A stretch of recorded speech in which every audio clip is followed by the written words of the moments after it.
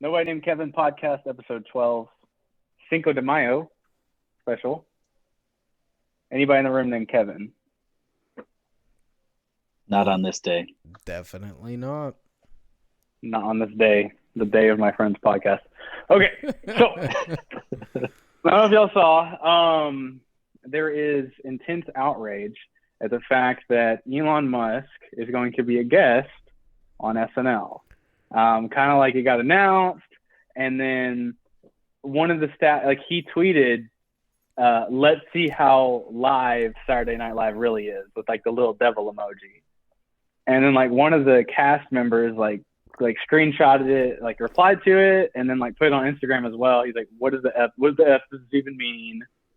And then like one of the other cast members was like, the only CEO I want to do a skit with is Sherry O'Hare or something like that. I didn't even know who it was. And I looked it up. It's like one of the legends of SNL. So my thing is, like, what's the actual controversy? Like, I don't understand what's there to be mad about. Who cares? Like, I don't know about y'all. When was the last time y'all actually sat down and watched SNL?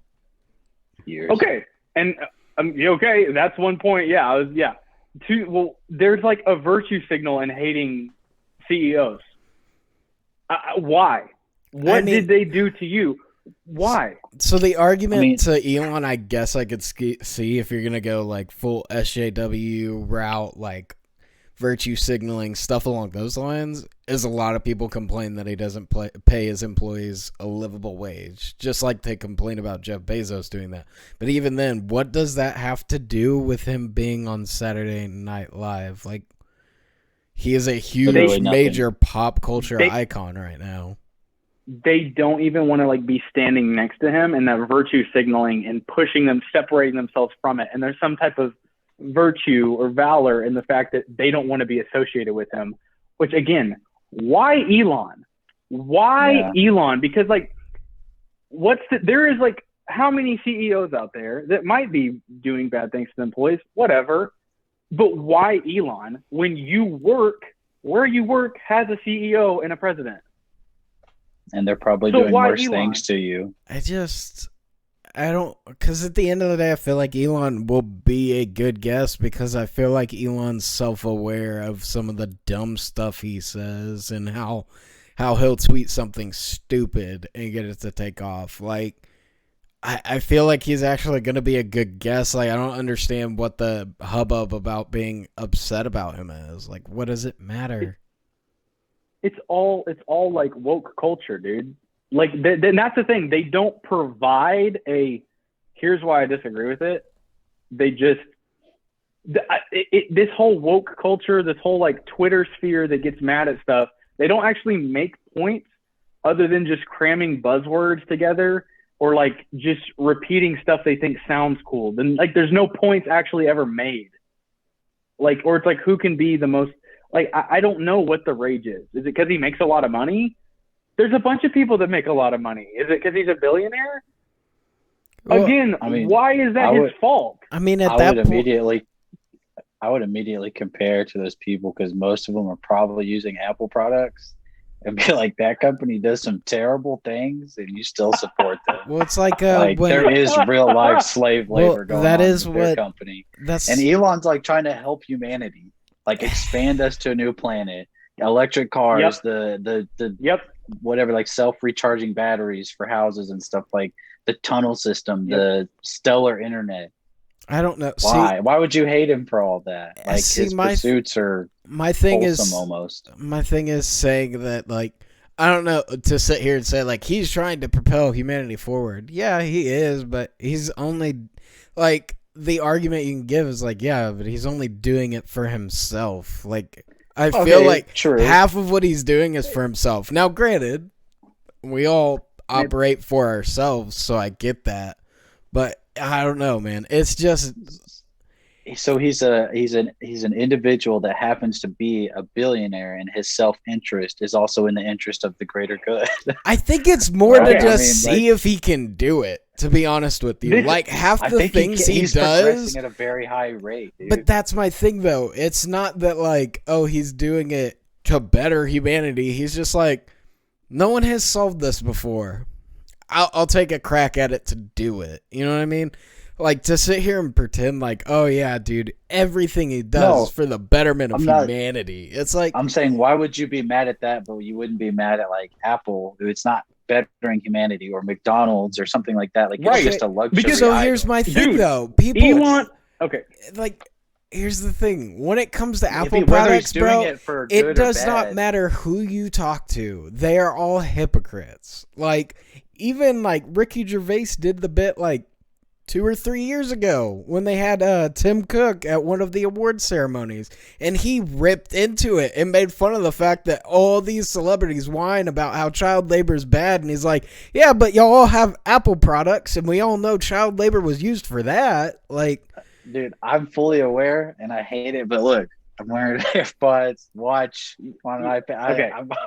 I'm terrible. I'm guilty. The thing with Elon, there seems to like, because the argument they'll spin is that if you do like these CEOs, if you do like these entrepreneurs, they'll just like, well, you're a bootlicker or something like that. And it's like, no. What? No, there's no bootlicking going on because you work a 9 to 5 just like I work a 9 to 5. And if you're not a bootlicker, email the president of your company right now and tell him to blow you because you don't agree with his policies. You won't. So who's bootlicking here? It's like, really? I think Elon is pushing things forward, whether it's personal interest or not, but he's solving a problem. He's created more value in the market and created more jobs than 99% of people ever will in their lifetime. So the things he's doing and the ideas he has to execute on, Neuralink, Starlink, I think is the one with the satellites of 5G.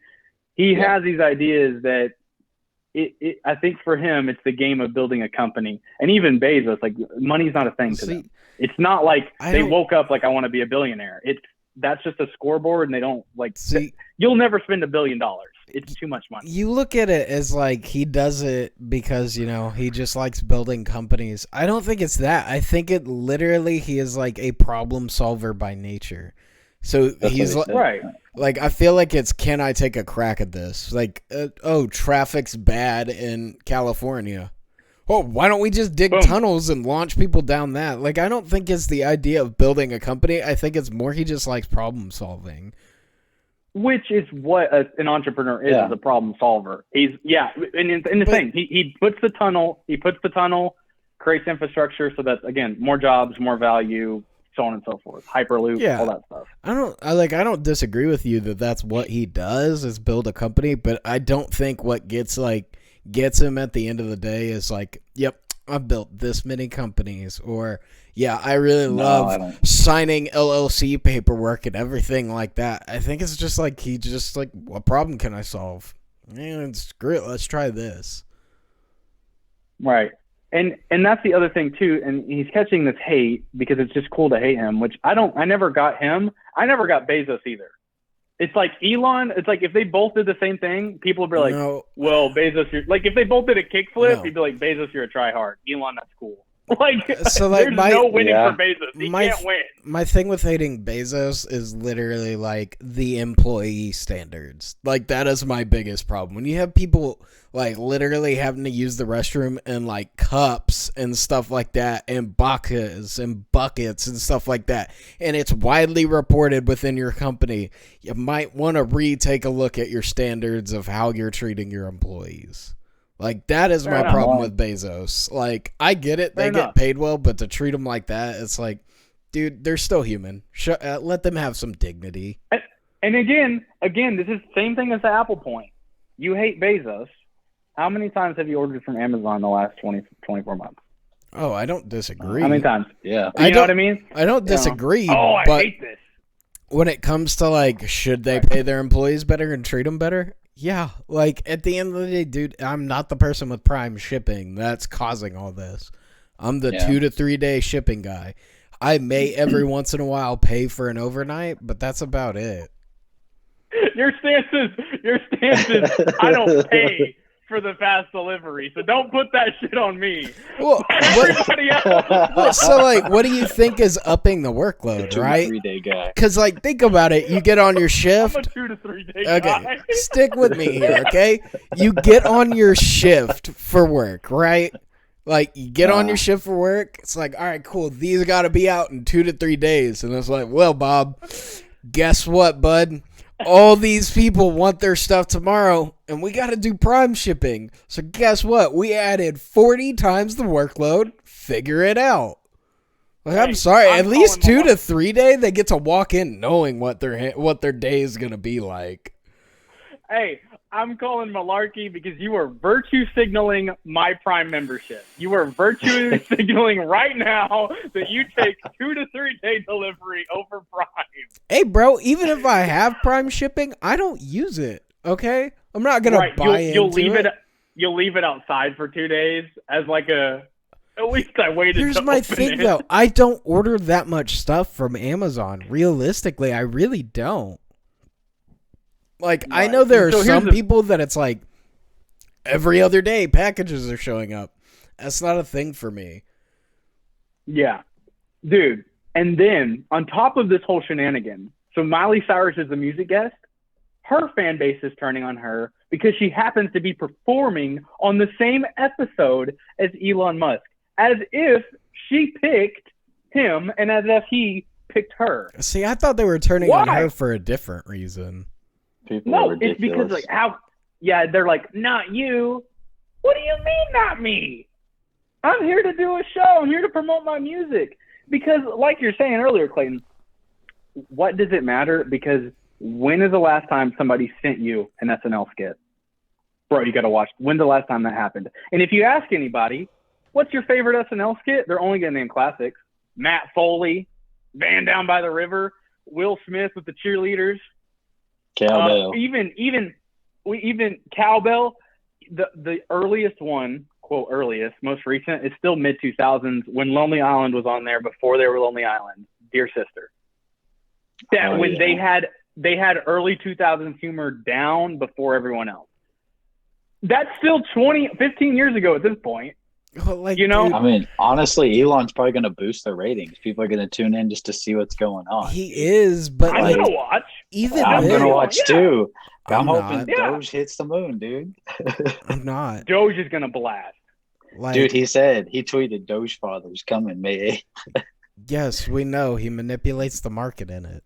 Like, it's gonna hit $1. Dude, that's all I'm saying. So, what I've been thinking is I think Elon's positioning himself to become the CEO of Dogecoin. I'm cool with it, bro. Realistically, he's pumping it for no reason other than monetary gain. They need someone who can actually fix this coin because on paper it is horrible. And for anyone to say otherwise is just pure ignorance or hasn't done any research on it. That coin making any money makes no sense other than the pump and dump. So my thoughts are Elon's going to take over CEO of Dogecoin. Because he will be the only one smart enough to know how to fix the economy on it and get it to where it actually is a usable coin. I don't think he sees Dogecoin as a big enough problem to solve when he does have all the other companies we just listed. I think he's just in the meme culture. Dude, he did meme review with PewDiePie. You know what I mean? That was a couple years ago. Cool. Yeah, probably like 4 or 5 years ago. At this point. In that little street interview, right. He was just like, "Whoever it should be the coin that people pick." They're like, "Could it be the future currency?" He's like, "I don't know. If that's what the people pick. Maybe." He's like, "That's what it's gonna be." He said, "Fate typically favors irony." He's like, "So the most ironic outcome could be that." He's like, "Oh, so you're saying it's true?" He's like, "I'm just saying it'd be a funny outcome." Dude, I mean, if it's just the faith that people put behind it that puts value in it, I mean, so that's my thing though. The coin's still like, to get to where it's incredibly worthwhile, it still needs someone to solve the problems within the coin itself. And like, even you discussed that there's a lot of problems. They're discussing fixing it now that it's actually catching on. Yeah, something to do with the because however many coins that are available or whatever, they might start burning them or something. I think I'm not sure. I know it's like a split off of Litecoin. That's really all I know about it. I don't know. I don't like it. I hate Dogecoin. Oh, I love it, dude. I'm still in it. Good for the people that are in it. Like, I don't have a problem with it. Have fun. If the bet pays off, good for you. You got extremely lucky because you essentially just played the meme. You didn't play with any research. Good for you. You made a good guess. Whatever. Well, I hope there's a few Doge millionaires. It was just a meme, but also like, yeah, I had to look at like Reddit and then TikTok and Instagram, like follow people and like what's going on today, who's buying what, dude. And like I even found like there's like so I've been betting on those little coins, those ones that are people like you brought up last time, like scam coins. Dude, some of them I had one of them 100% overnight. I only had like $60 in it, but I was like, if I had like that stuff really happens, it's very much gambling, but because sometimes it's hard to transfer them in and out. But dude, I'm like, that's pretty fun, bro. I just want to point out the hilarious of how you led into that statement. It's like, I don't know, hundreds of years ago, like I talked to all these mentors. I went to the library and spent 3 months there. You're like, I did Reddit and TikTok, and that's how I take my investing choices. Like, okay. I mean, you're not wrong because that's where information's at. You're not wrong. It's just funny to think of like, oh, like Reddit and TikTok is how I made my money. Well, I see Dogecoin as the same thing as like how AMC and GameStop are. Everyone's still pretending it can still happen. Like that's how I look at it. I just see like Dogecoin as that infantile stage. Eventually a peak will happen, it'll have a sharp drop, and then it'll hold. Like just like GameStop did. It shot extremely high from its cheapest point. People made a lot of money. Those people got out because they were in it for money. Same thing will happen with Dogecoin. People aren't backing it because they realistically believe it's going to be the currency of the future. They're backing it because they believe they will make money off of it. And as soon as people reach their cap and they're like, I'm good enough to get out, they're going to get out. Dude, that's why the meme says go to the moon. Like everyone wants to get money. Obviously, I mean, that's almost with any investment. They don't care about what it's really about. I mean, that's the same thing with these little penny cryptos or whatever you want to call them, below penny cryptos. Like it doesn't, people are just trying to make the money on it. They're not like, maybe there's a few people that truly believe in it, but I mean, it's just like Chainlink went up like 50% in the last day. I'm sure it'll level out. It might drop and then it'll go up. It's just like a regular stock.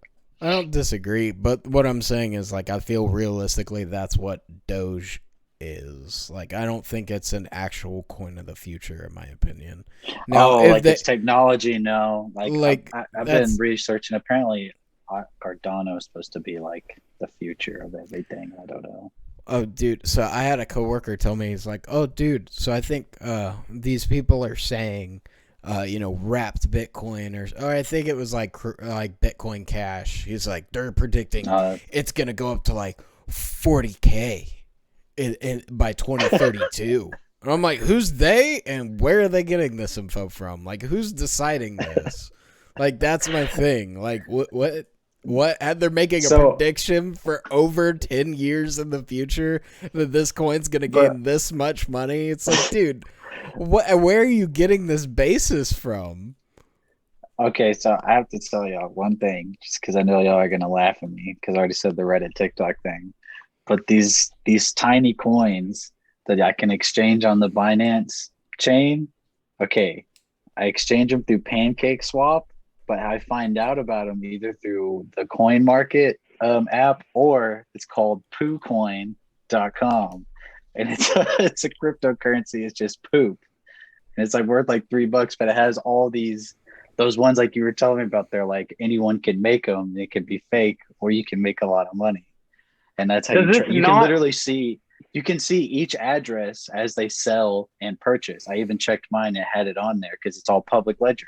So it does track it, which is very interesting. But the whole thing about it, Poo Coin, everything, anyone can make any coin. Does it not sound like we're in some toddler's playroom with some Fisher Price kitchen set and house, and like, oh, we traded on Pancake and I give you poo. What? Dude, it's really. And then you'll have a dog. I'll have a dog. Yeah. Well, you have to go on Pancake, but don't forget, if you also go to Unicorn Swap and then get the Bitcoin and Bitcoin wrapped cash, that'll turn into a disco flip.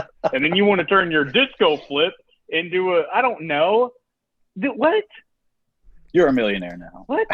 Dude, it's... Yeah. Basically, you're a millionaire. Banks hate me. Click here to find out. Dude, that's just it, though. I feel like so many cryptos are literally just meme cryptos. Like, a lot of them are. Dude. I know y'all know the joke of that guy who is like, yeah, if we named dinosaurs nowadays, that'd be like a Thickosaurus Rex and stuff like that. Like, that is literally what cryptocurrency is. Like, what are the dumbest things we can think of to make it a coin? Yeah, dude. I mean, come full circle. I'm just going to read off the ones I have sitting in here, and you're just going to okay, Safe Moon, that one, Bonfire, Eclipse, Moon Rat, Hyper Meteor, Safe Panda. Awesome. Those all sound like Pokemon moves and or Pokemon. Dude, I legitimately thought, like, from all the things that were said on Reddit, that Safe Moon is just a scam. It is so a scam. They had their audit, though, and they released it, and they were okay. So it went up 15% today. Here's what the rumor mill is. That they are buying hype and stuff like that on Reddit and stuff like that, where they'll make a post and then they pay to get all these awards thrown on the post so that it gets shot to the front page and that more people will see it, invest in it. So apparently they're doing that kind of marketing for it. That's interesting because, I think it only has like 150,000 subscribers to the page. And then they just recently did like one of those GoFundMe things and they had an ad on the Times Square for it. Dude, this is where, I think this is where we're going to see how we're seeing the infantile stages of crypto is the fact that there's no regulations on it whatsoever. And we're eventually going to get to the point where regulations are going to be called for. Well, so they are trying to already tax it. If you saw in your taxes this year, they ask you about crypto. And I don't know, briefly read on it, but it was saying like if you like buy and sell and make a trade and make a profit within 12 months, it's considered short-term gain, and you have to put it into your income for the year and pay tax on it. But if you keep it over 12 months and then you sell and make a gain, it's considered long-term gain, and you only have to pay like some certain, like between 15 and 25% on it instead of like full income. Yeah, let's get the government involved. That always makes it better. Yeah, I mean, what are you going to do to prove it? Are you going to check my bank account and see my Coinbase purchases? What are you going to do? So what are you going to do? How do you know my gains? Well, so I think about like the money I make on these coins, and then they don't come from anything. Like I make a profit on a coin and put it in a different coin and move to a different coin. Now I just have profit that came from just trading nothing. So apparently, apparently that's supposed to be taxable as well. So you taking it and trading it into another crypto is apparently supposed to be taxable, which to me makes, because they want their part. It makes no sense. It's like if I can't touch that money, neither can you. Yeah, I don't get it. Not only that, it's like, how can you define? So like you said, you do 5 trades, right, over 2 weeks. You're going to lose track. You're not keeping up. It's fine. It's human nature. You're not keeping up with every single profit. And then you lose. One day you go down 50%. What do you call it? When do you call it? Like no. I think it's when you cash out. You're misperceiving how like they're treating it like stock trading. If you so essentially you put all your trades in. If you lost money, you don't pay taxes. If you made money, you make taxes. Like you pay it. So if you lose that 50%, you're not paying taxes on that. You're only paying taxes on what you actually profited off of. I get that, but what is profit? How do you define? Like you said, somebody like Schwinn losing track of it. I mean, I lose track of my gains. Everyone does. And again, how do you know and how do you define it? Like, how are they going to determine? So all you saw from my bank account, was $100 leave, and I made $10K. and I haven't took it out. So keep in mind, we're in the infantile stages, but what is the number one thing about crypto? Oh, I can see all my trades. I can go in and it's on a public ledger. All they need is someone smart enough to go through that. It's just your public wallet address. Your name's not linked. Okay. It's just the one that people can send it to. And you can have multiple wallets. Yeah, dude. I have like 4 wallets now because of the Pancake Swap and Binance and stuff. So using Crypto.com, Coinbase, and eventually they're gonna find a way to get involved. And personally, I mean, what do y'all think? Oh, go ahead. Sorry. With how manipulating the market can be and all these scam coins and stuff like that, it's hard. Like when people run wild with it, it's hard to not see the argument of why regulation is gonna come in. Mm-hmm. So, what do you think about it? Sorry, this might be a stupid question, but what do y'all think about so it's not technically a U.S. market. I mean, it's a market that's in the U.S., but it's a world market. It goes 24 hours a day, 7 days a week, and anyone in the world has access to these markets. So how can the U.S. pull out tax on it? The U.S. probably doesn't own a lot of coins that are made in other countries, but I can purchase them here, or there's coins made here that people in Europe can purchase. But does the U.S. now tax European citizens for it? So, how does that work? No, so it is up to that. Overreach. No, not at all. They do. So you can invest in Chinese companies and stuff like that. It doesn't matter. They can pull it if you are a resident and you are making money. They can pull taxes. Even I'm pretty sure even overseas businesses have a form of taxes they have to pay. So that's the way I look at it is it doesn't matter. If you're a resident here and you're making money in some way, regardless of whether it's another country or not, they will find a way to get theirs. Regardless of whether you think it's an overreach or not, it's been done since the beginning. Good luck arguing against it, because if they want it, they'll be able to make it how they want it. That makes sense, because I was able to invest in Neo, and that's a Chinese car company, but I can invest on Cash App. Or is that different? Right. What you're saying? Well, what I'm saying is with stocks, all that stuff is linked to you. So that's the whole thing with crypto is it's linked to you in a way. But I mean, even cash, any server who gets cash tips, they're supposed to report that. They all report 1 to 5% of what they actually make. Okay. Anybody that's worked cash does that. That's what they do. Sure, I get it. Well, that's fraud. Okay, we can spend all day on fraud and what's not fraud. But the point is, it's everyone reports less because government always wants their share. So that's, finding that and everything, of course they want their hands on it. Of course they want more money. My outlook too is how much money have you made on it, right? Most of the time, the government doesn't care if it's less than $200. Let's say, I sold something and made $200 on it. The government typically doesn't give a shit if I sold a couch or not for $200. They don't care to really tax it. It's not a huge deal. That's exactly how I looked at my crypto. If I start making decent hunks of change from it, right now I made $200 in almost 6 months. The government's probably not going to care about my $200. Now, if I was making thousands, I would get it. Okay, yeah, you want your fair share. I understand that. But if it's $200, dude, I'm not going through every minute gain that I've made and trades that I've made for you to tell me, don't worry about it. So what would it be say you make 5,000, but then you lose 5,000? You don't pay taxes on it. You just wouldn't have to worry about it. No, you essentially report it to the government. They look, see that you essentially didn't make anything. They leave it alone because they're going to tax whoever did make the money.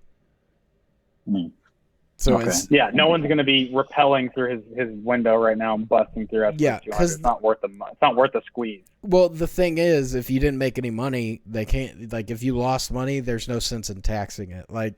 Because, with the stock market, they want you to invest. If they started charging you for losing money, nobody's going to invest.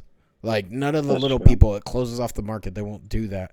And then not to mention, if you lost money in the stock market or you lost money somewhere else, in crypto, someone else made that money, and that's been reported. And at the end of the day, they will tax whoever profited.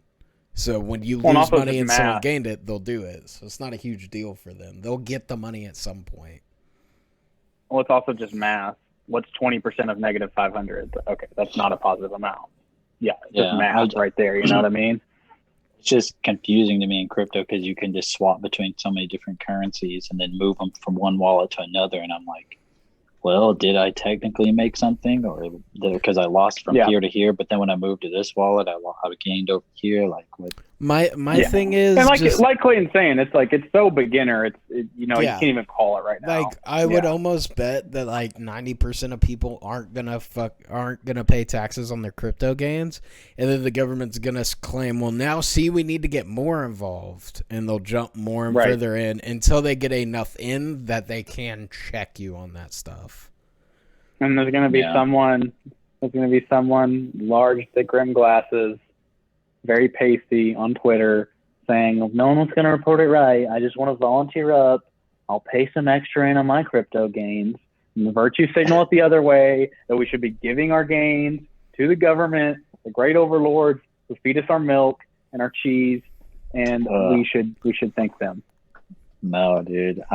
Right now. Speaking of overlords. Yeah, go ahead. Speaking of overlords, Bill and Melinda Gates splitting up.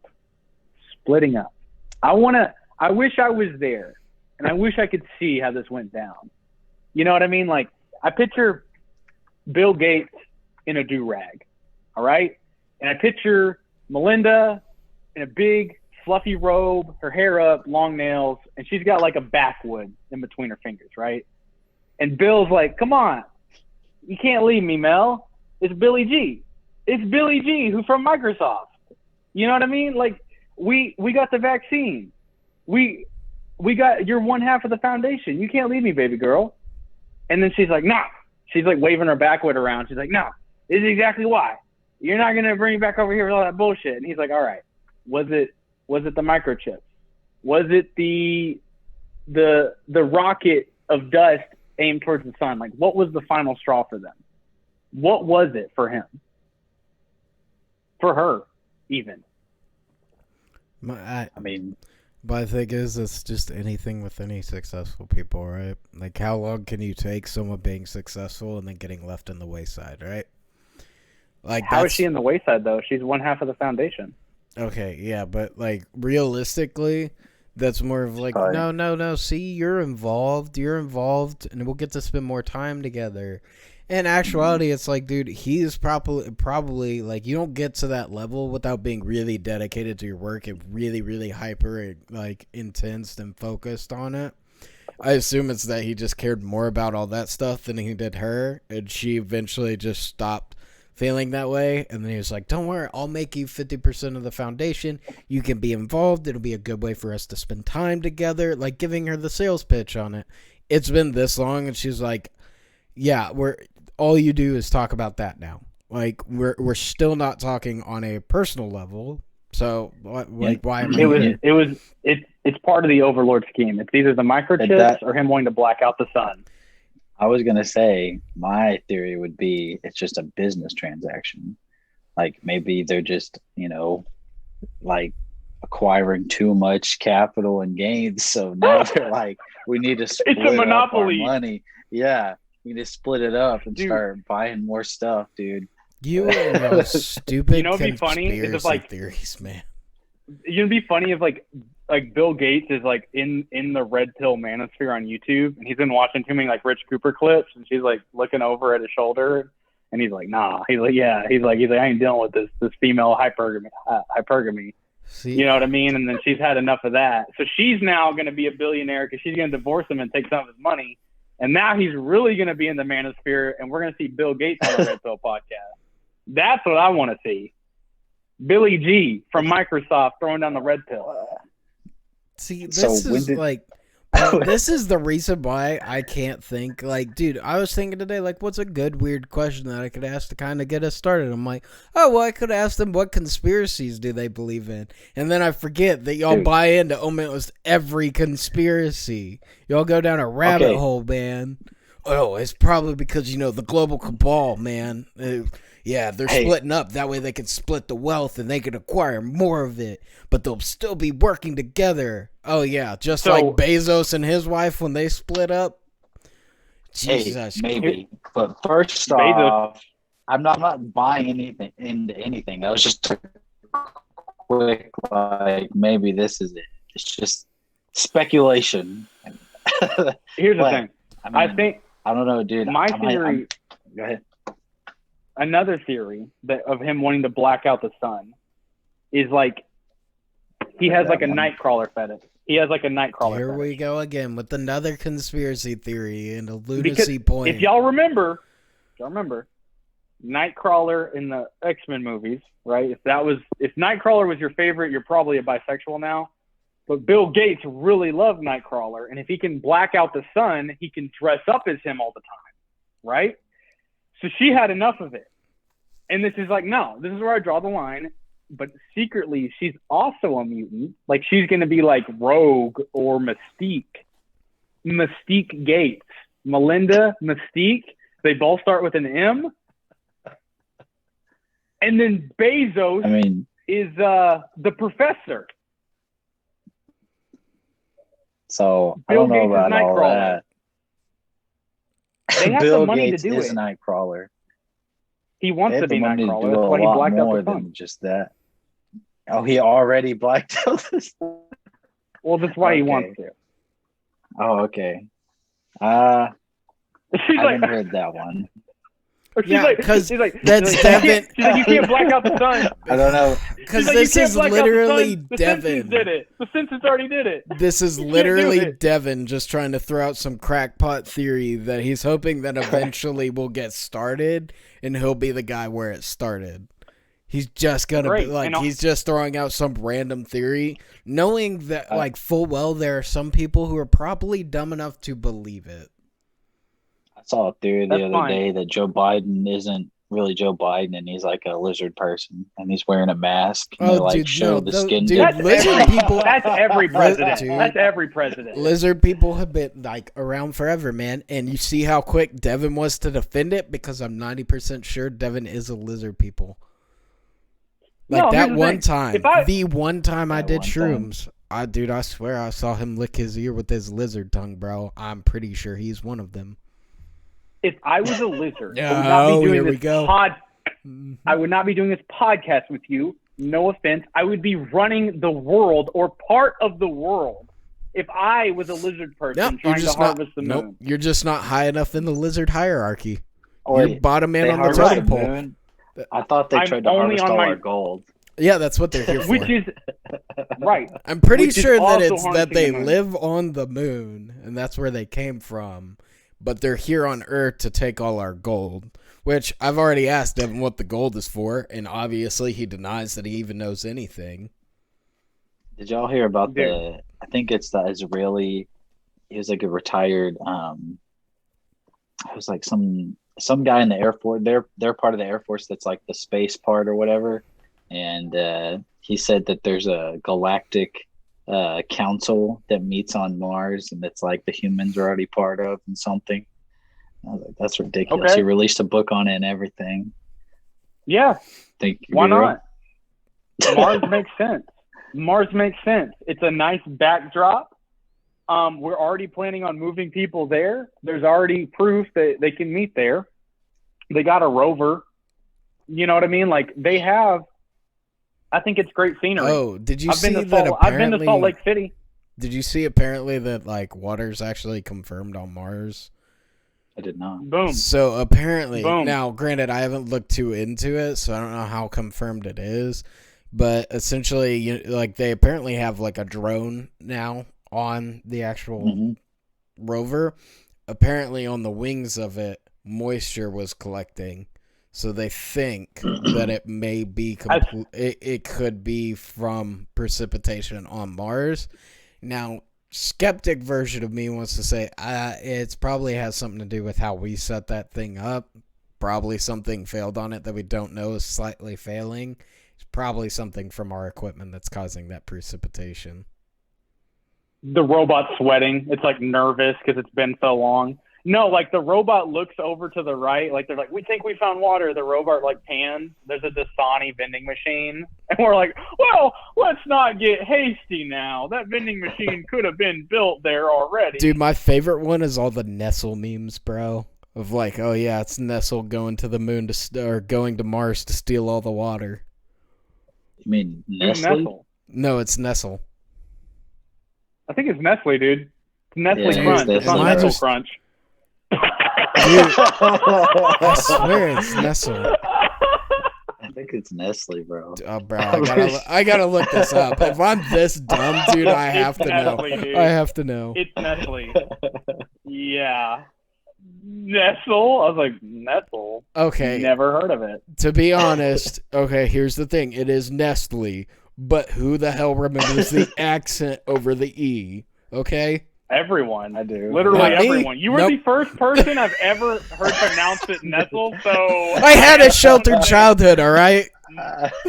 Malarkey on that, too. That's 2 malarkeys, Clayton. You are running thin with me, sir. Who says it that way? Everyone? Nestle Crunch. Nope. Yeah. I had a sheltered childhood, okay? That's what I'm running with. Okay, great. I'm glad they sheltered you from how to pronounce a brand of, well, they're criminals for stealing all the water, okay? They don't steal it. Dude, no. Apparently they harvest it and steal it. Yeah, that's what people like. Apparently they've stolen it from Africa, which is unbeknownst to me, and I never knew that was an industry. It's the world's water. Like, what are you gonna do? Like, you eat some corn or you eat a chicken? You're like, that's stolen chicken. Nope. Here we go. Here we go. Weird aspect, right? If I have a pond on my land, you're not allowed to fish from it. It's technically my water. Yeah. Okay. Well, let's see. I don't know if y'all remember science class. The condensation, precipitation, evaporation.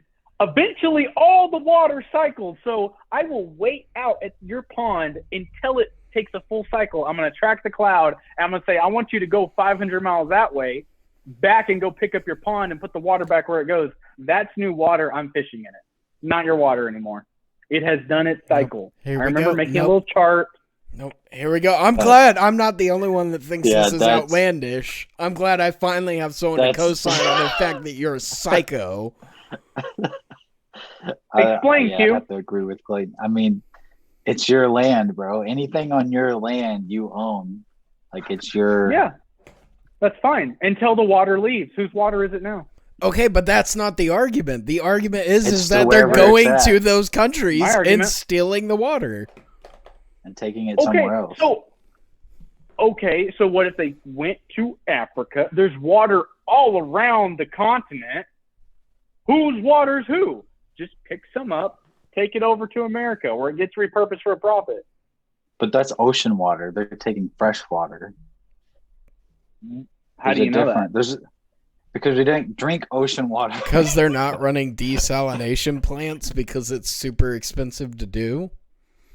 I don't know. If Nestle is such an evil corporation, why couldn't they make it work? Okay. I know I don't drink ocean water. This is purified drinking water. Don't get that in the ocean. I guarantee you is a subsidiary of that company. Of Nestle? That's fine. Nestle? That's fine. I'm not saying it anymore because apparently I've made an internet flaw in which I've proven Devin wrong, but I made a grammatical error. So now I've lost. Exactly. Dude, I want to get a t-shirt that says Black Hawk is down with Nestle without the little mark over the E. Hashtag still haven't seen it. Dude. Have you seen G.I. Joe versus Cobra?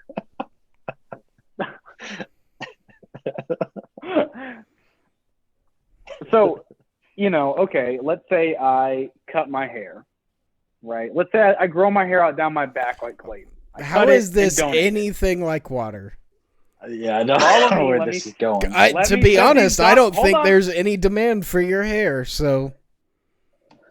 Okay. People need it. Let me set these dominoes up and knock them down for y'all before we get to the crayons. I grow my hair out long down my back. I cut, it's like 2.5 feet long. I cut 2 feet of it off. All right. So I'm all the way back down to here. I donate that hair. Can I complain when it's in a wig and be like, that's my hair? Okay. Here's the difference. You donated it. These countries in Africa are being exploited because of the power dynamic. What's the power dynamic in water? Dude, they go in there. We're going to take your water for this much. You're not going to stop us. We're going to bribe the government to make this happen. We're going to take the water. Like, it's literally like paying bums to fight each other. It's like, dude, that is a complete exploit of power. You can't do that. If water is so powerful, why don't we have squirt guns in the military, Clayton? That's okay. I'm not even going to engage on that argument whatsoever. This is just what you always do. You just, anytime I make a point to you and prove your point wrong, you're just like, okay, but how about this? That in some weird way shares one element, but nothing of the argument. Fair enough. I have a question. And it was used in the military, okay? Where do you think water cannons came from? Oh. Boom! My point. Swish. Oh. Go ahead, Q. Enlighten. It's a little off topic, but do you guys believe in I think it's called the hollow earth theory? Or no, maybe it's not hollow earth, but maybe it is. Explain the theory. So with all the national parks in the U.S. and then national parks like in other countries like Australia and stuff, and if you look at like a map of national park locations and then you look at a map of missing person locations, they're like pretty much lined up everywhere with national parks. And people have like a theory that there's like cave systems that run underneath them where indigenous people like take shelter during storms and stuff. Because we know there's feral people, maybe not indigenous, but feral people that live there, at least in the U.S. I know there's indigenous in Australia. So like, what do you think? There could be a cave system that runs under the earth that we haven't explored yet? I don't think there's one that runs under the earth, and even if there is, it's not survivable for human beings. So, like, there are caves that go extremely deep, but it creates such a hazardous position that you can't go out in there without proper gear and stuff like that. So your average, like, indigenous person or person who's, like, not there on a research team is not going to be able to survive that. Now, I mean, I've also heard the theory, so there is a conspiracy theory, and I'm not sure how I buy it, but apparently a military document was, like, an operation in Afghanistan, which Afghanistan is mostly mountains. Like, that's how they fought us, was we'd set up a base. Well, guess what? There's 30 million caves on that mountainside. You're not going to get all of them, and they crawl from one to the other and another to another because they were all interconnected, and they knew them because they lived there, and they would fire at our bases from that. That's basically what I think the idea is, and the So don't get me wrong. I think there are complex cave systems and stuff like that we haven't fully explored, but I don't think it's like they go deep, deep, deep into the earth and people are living there or anything like that. Maybe not deep, but do you think people could live in them just like if they weren't like deep, but just like complex? Like, I mean, so or like, no, do you think that's unlikely? The fact that we would have never found those people or seen any signs of them outside the cave to me is what's highly unlikely. Because, like, here's the, like, with a complex cave system, not a lot of sustainable life lives in there, especially not for the amount of calories that humans need to consume. So, like, the life forms in caves, I just don't think it would support people. Now, do I think there might be undiscovered species in caves and stuff like that? Yeah. But as I was going with that, there's apparently a theory out there that giants are real and that giants use caves and stuff like that. There's a weird video on it. I'd have to send it to you, but apparently it's a military guy telling a story about this is what happened. We saw this on base. We were all we were all NDA'd. There's no reports to back this up. It's all been covered up. It's really weird. The whole park theory thing is like, okay, you're like, let's take a bunch of forests and let's overlay it with where people go missing. I don't see what's surprising about that. Yeah, same. I don't see what's surprising about people going missing in wilderness, I guess, if you want to call it that. Like, that's true. Yeah, that's everywhere there's water, there's fish. Okay, point. Yeah. Well, what are we talking about? So, like, relating it to the feral people that have been reported in national parks. So, like, I guess relating it to that and the cave system. So putting two together. Here's the thing. So, they're just people who have lost touch with society. They've been out there for days. So my other thing is too, like, okay, so what if there are? Could that account for a little bit, like some feral people killing, like, missing people? Could that happen? Yeah. But realistically, like, the higher of the number is more that it's such a vast place that we can't search it in the amount of time we need to find bodies or find people. Because, like, there's literally stories of these people were literally stuck on an island. There was no way to get off the island. One dude apparently fell into a crack on the island that nobody knew was there. They didn't discover his body till 10 years later. They couldn't explain how he went missing. I think the same thing for, like, our national parks. There's probably a lot of things where it's like, okay, they probably died. We just can't find the body. So there's also situations, too, where, okay, they died here. They died around this time. This is when they went missing. This is realistically when they died. And then they find their body, like, 2 years later, 3 years later, they find the bones way somewhere else. And it's like, yeah, there's snowdrifts, stuff like that, that moves that body around. We just didn't find it in time. Yeah. So I don't know if it comes down to, like, oh, there are people living out there and that's why all these people are going missing and that's why the numbers are higher. I think it's more just like, yeah, it's nature. You go out in nature, you're probably you're highly likely to die versus, you know, going missing in a city where there's an easier way to keep tabs on you. Yeah. Yeah, exactly. Yeah. But what isn't a conspiracy theory is the big tunnels, the actual tunnels we have for the rich to evacuate when nukes start going off. Those things can fit big vehicles, and those are underground as we speak.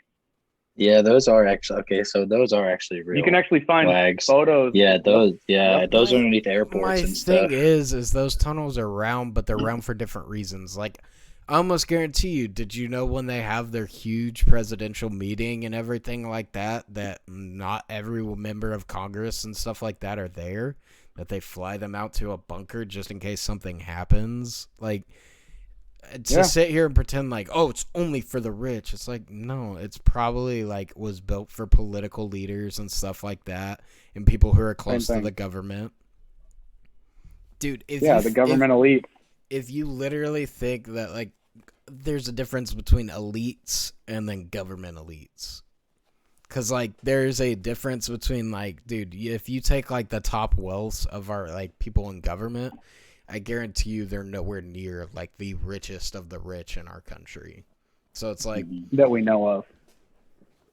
I mean, I guess. I know there's tunnels and stuff like that to evacuate, but either way, like, it makes sense. Like, in a situation that something like that goes down, who do you want to protect? The average everyday Joe or someone who actually contributes to society in a particular way, has an experts in a field? So I would pick a Joe over a politician, yeah. So, out of that, I mean, what? So that depends on how you look saying, at like, politicians. That's how I look at them. But that's what I'm saying. Like, you could say, like, okay, we're going to shuttle bus the key components of society. We're going to have 10 scientists of 10 different fields. You know, we're going to have, like, I don't know, kind of like the little seed factory. We're going to have at least a little bit of everything down here safe to restart. Okay. But we shouldn't pick every politician. I guarantee you it's not every politician. I think their idea is that we try to save as many as possible. If it ever comes to the situation that they would need to use those tunnels, I assume realistically they know that some people are not going to make it, so they need to try to get as many as possible, knowing that those numbers are going to be dwindling very, very quickly. Yeah, because it would be hierarchy. Yeah, it would be an emergency situation though. They wouldn't know who to grab. Well, I watched this one. Well, they know who to grab. I watched this one video where they refer to humans as capsules. as like when you go in and liquidate these companies, like it's going to cost us many capsules. Or if we have this conflict over in this country, it's going to cost us many capsules. To disassociate from human life, they refer to it as like a unit or a capsule, something to make the disconnection even further of like, yeah, it's someone else, not me. I mean, that happens. That happens with anything. It doesn't matter how high up you go, you distance yourself from the people you're with that way. Like, it's just how it goes. Like, I don't refer to, nobody refers to their team as capsules, so. Yeah, you're also not high enough up that you make decisions that are costing people's jobs.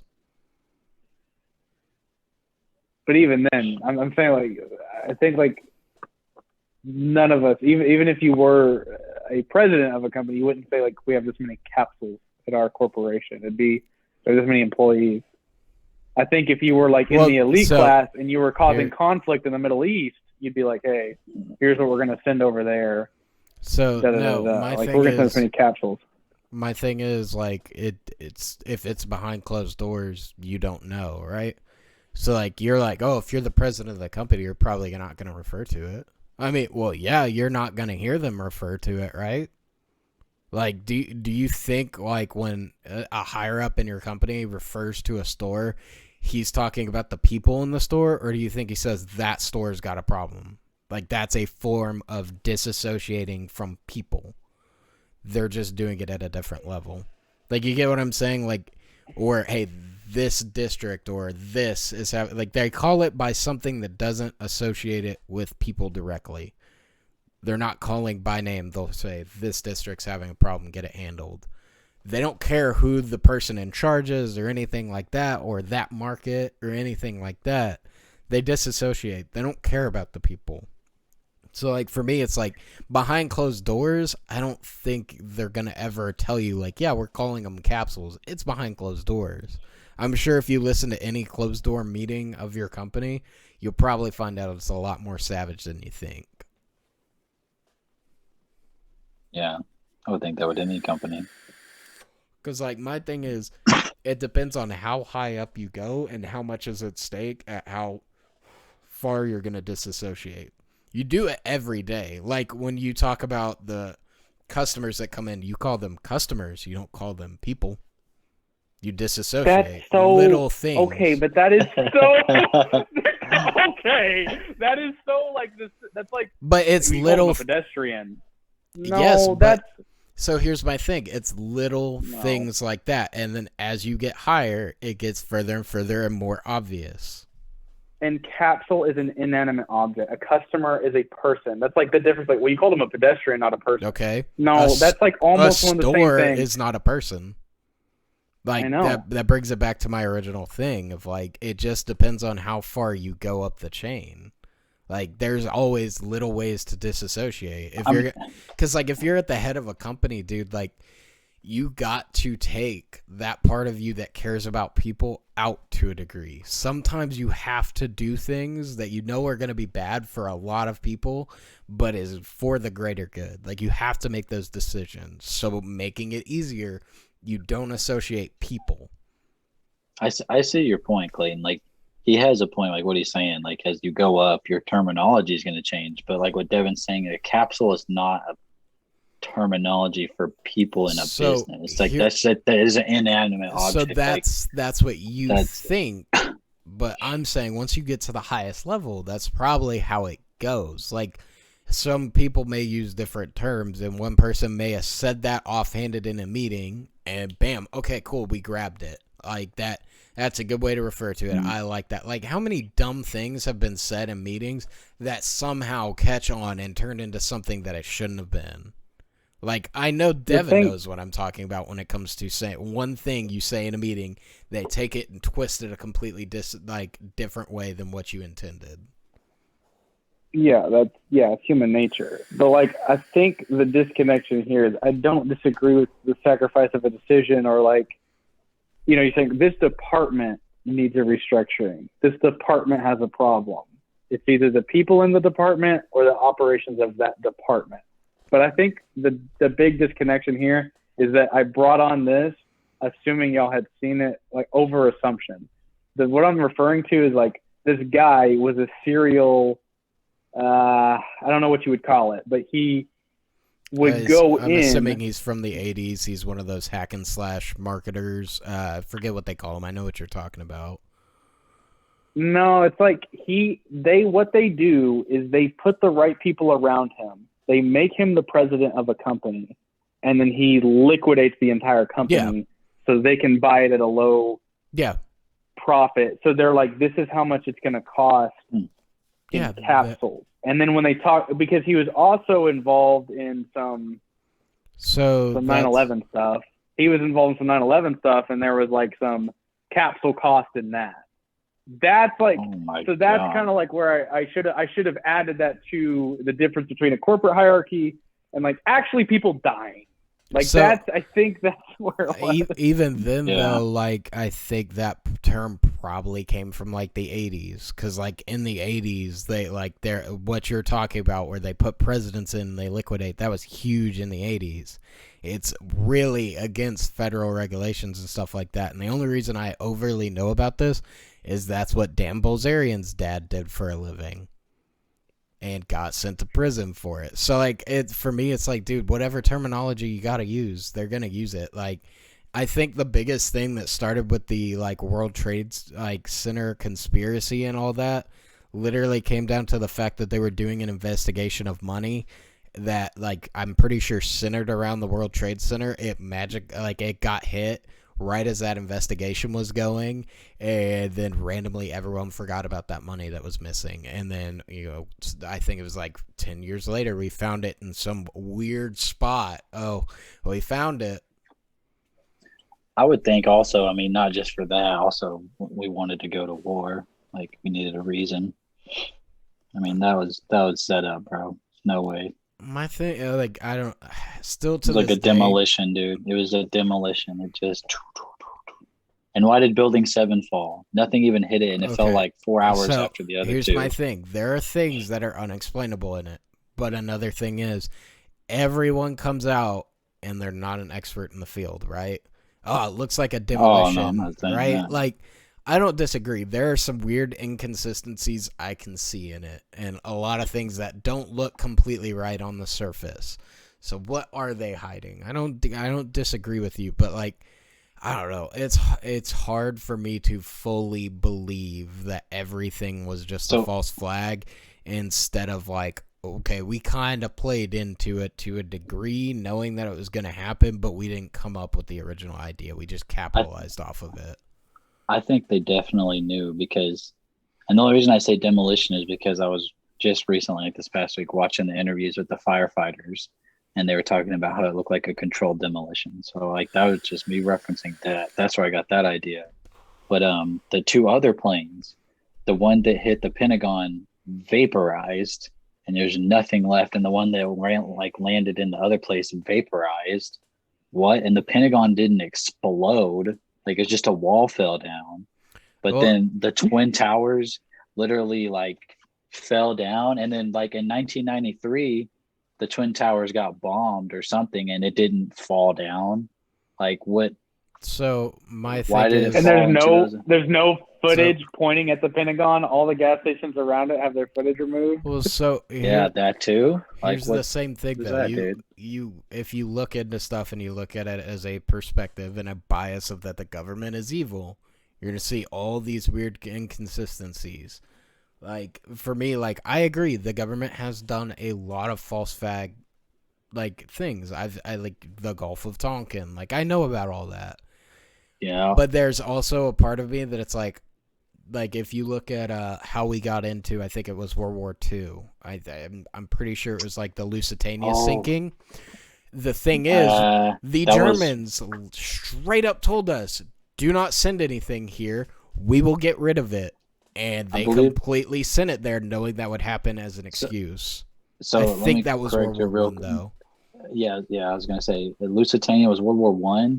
And I actually was just watching, because I was just watching about all this, but there was an ad back during World War I, like when we were still neutral, for our citizens saying like, you will be going into waters where two countries are at war. But then after that happened, like instead of 80% neutrality in America, immediately everyone wanted to go to war. But World War II was Pearl Harbor. Mm-hmm. And there's also theories that FDR let Pearl Harbor happen. So that theory's just been completely debunked. But like my thing is, like, we see false flags happen all the time. How many times is it that like we literally 100% did it on purpose, or that we just kind of knew it was going to happen and let it happen? Like, to me, I think it's more that we, like, I don't think we took down the World Trade Center. I don't think we did it. Do I think we had prior knowledge that it was going to happen, and we kind of chose to take a little bit of a back seat on it? I could buy that. And then on top of that, like, prior knowledge. See, the flight manifest.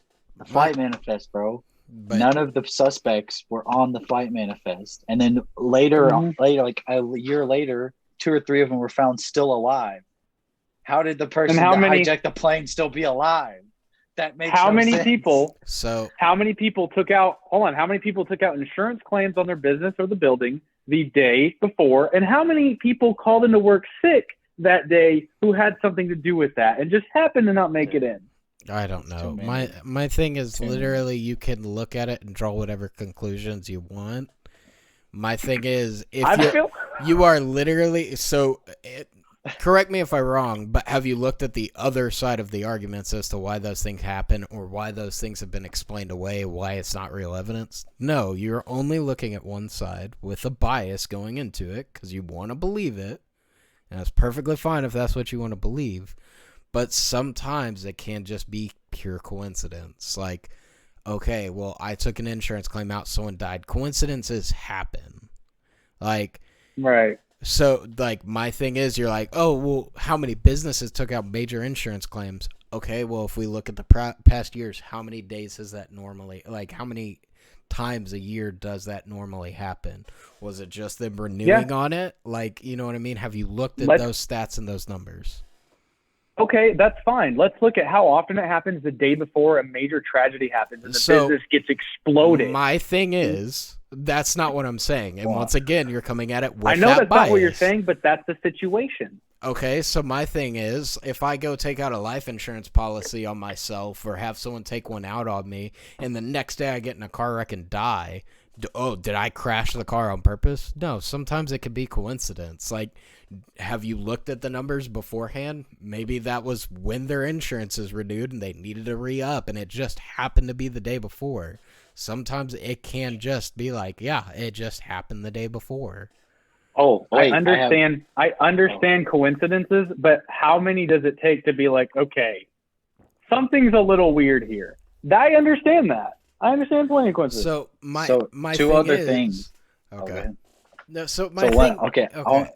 Go for I want to ask you is apparently, but these are just the biased sources, so I don't know. But supposedly on 9/11, like that day, there were war game strategies being played out by the military, by the Air Force, and the it has some acronym, but like the American Response Defense something, ARDS or AR something, like the people that are supposed to watch for like flights that go off their path or anything like that, or foreign nations coming in, had 100% accuracy up until 9/11, and they missed all four of the planes, and they had like a 0% accuracy that day. So why? And why were war game strategies being played that day? So they didn't know which planes are flying. Like, this might be part of that. That's just strange. That's very, very strange. Here's my thing. War game strategies happen all the time. So one of the major things and a major tactic, and I cannot think of the historical evidence of this, like off the top of my head, but I know it's a thing. It's essentially like how China is kind of testing Japan and Taiwan and all that by sending all those ships in, or how they always do these things, but it's like, no, it's just a training mission. Like, don't worry, we're not going to attack. And they do that over and over and over and over and over till you get complicit. I think it was more just complacency. Hey, we've done this with 100% accuracy. What's the realistic chance? Like, oh, that's strange. It's going off path. I'm sure they're going to correct.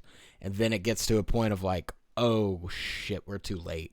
We fucked up big. Like, it could just be complacency. Like, that happens. That's a real strategy and stuff like that. Like, nowadays, you're probably not going to see that ever happen again because we've been proven, hey, you were complacent then. Don't ever let it happen again. Yeah. So that's kind of my thing. Like, you can sit here and look at them and logically break them down as well. And my thing is, I don't look into it because I know there's so many biased sources to one side, and I'm a little bit biased myself. I'm one of those people that sometimes I believe, yeah, there might be something to this, but at the same time, I think there's a lot of people who just want to see it their certain way.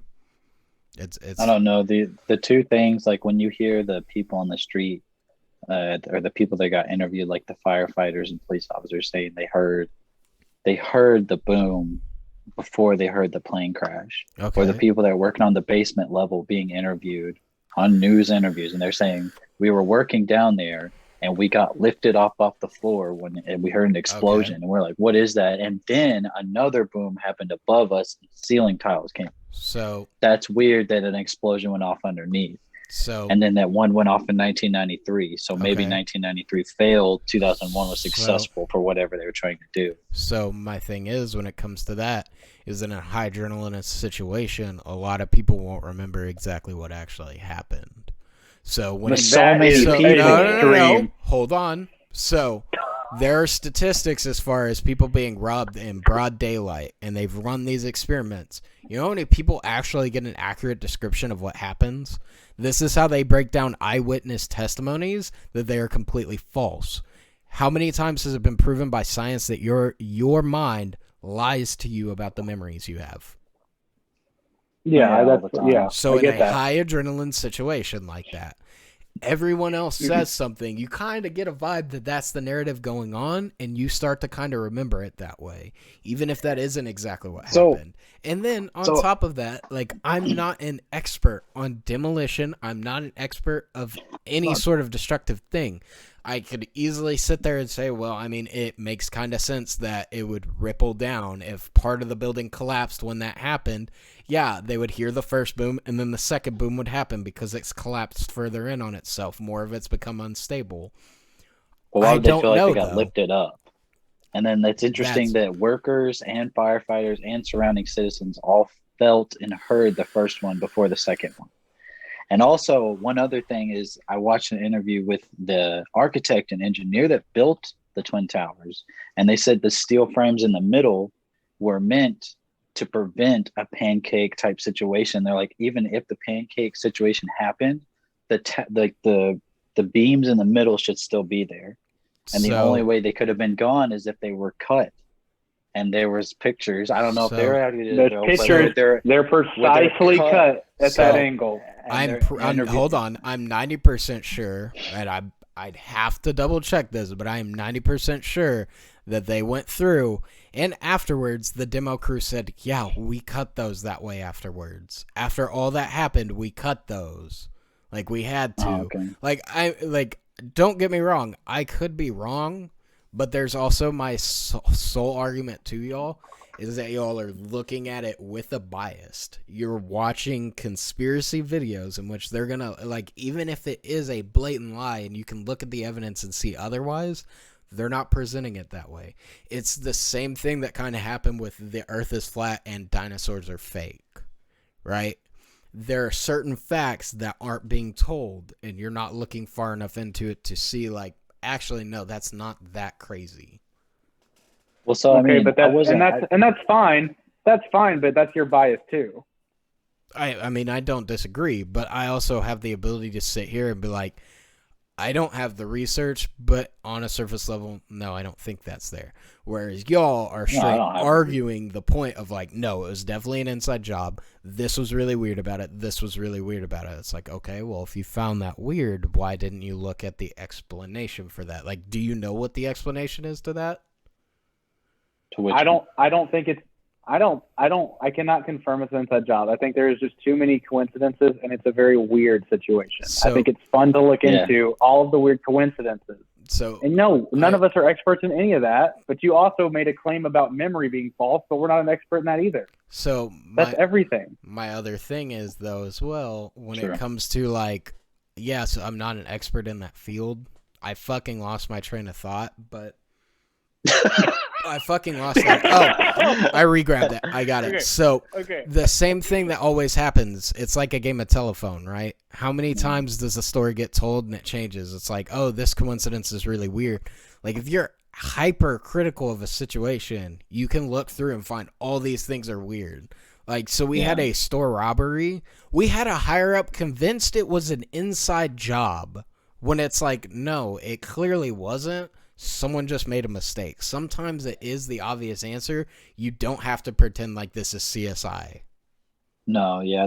So really the only reason it's convincing to me is because they're not well, so the engineer and the architect was post, but like all these other like interviews are like that day or like as it's happening. Like CNN, Fox, MSNBC, that's like live, and the reporters and everyone are like, did you see that? Did you hear that? Like you feel that, like it's not like a 6 months later, this is what everyone's saying. Yeah, all right, this is the, what the general idea of what happened. It's like that day. Even then, my argument would be at that point is shock and trauma. Like you literally, because if you were on the ground, you saw people leaping out of the buildings to their deaths and stuff like that. Tell me that doesn't play a little bit of a psychological role, that's not going to impact your memory of it at all, even if it's just shortly after. My thing is, could it be an inside job? Yes. Could it not be? Yes. I'm throwing out the opposite side of the argument. Like when I said the steel beams thing, I could have 100% been lying to you, but you're like, I haven't really looked into that. It's interesting. That's my point, right? Like, it's hard to jump to a conclusion, and that's why I have a hard time taking a hardcore stance on a lot of things like this. It's like, I don't have the want to look that far into it.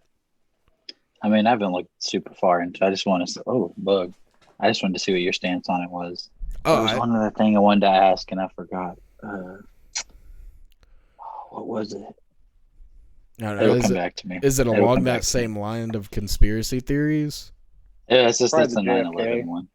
Okay. JFK. With JFK. Okay. If nothing happened with he's dead. Nothing happened with JFK. So, I thought you were going to say. If you want to go down JFK conspiracy, bro, that's where I'm actually with a lot of people. I do believe there was a second shooter. So I don't know much about the shooting. I don't think he was killed because the mafia. I think he was killed because he tried to expose the Fed and tried to get us away from the Federal Reserve. But that's my opinion. It could be. Now, my thing is, I just like when it comes to it, I do believe there is a second shooter. I don't think Lee Harvey Oswald did it. Yeah. I think so my thing is, I think he was there to do that. I just don't think that there was just one shooter. Like, I think he was the scapegoat, bro.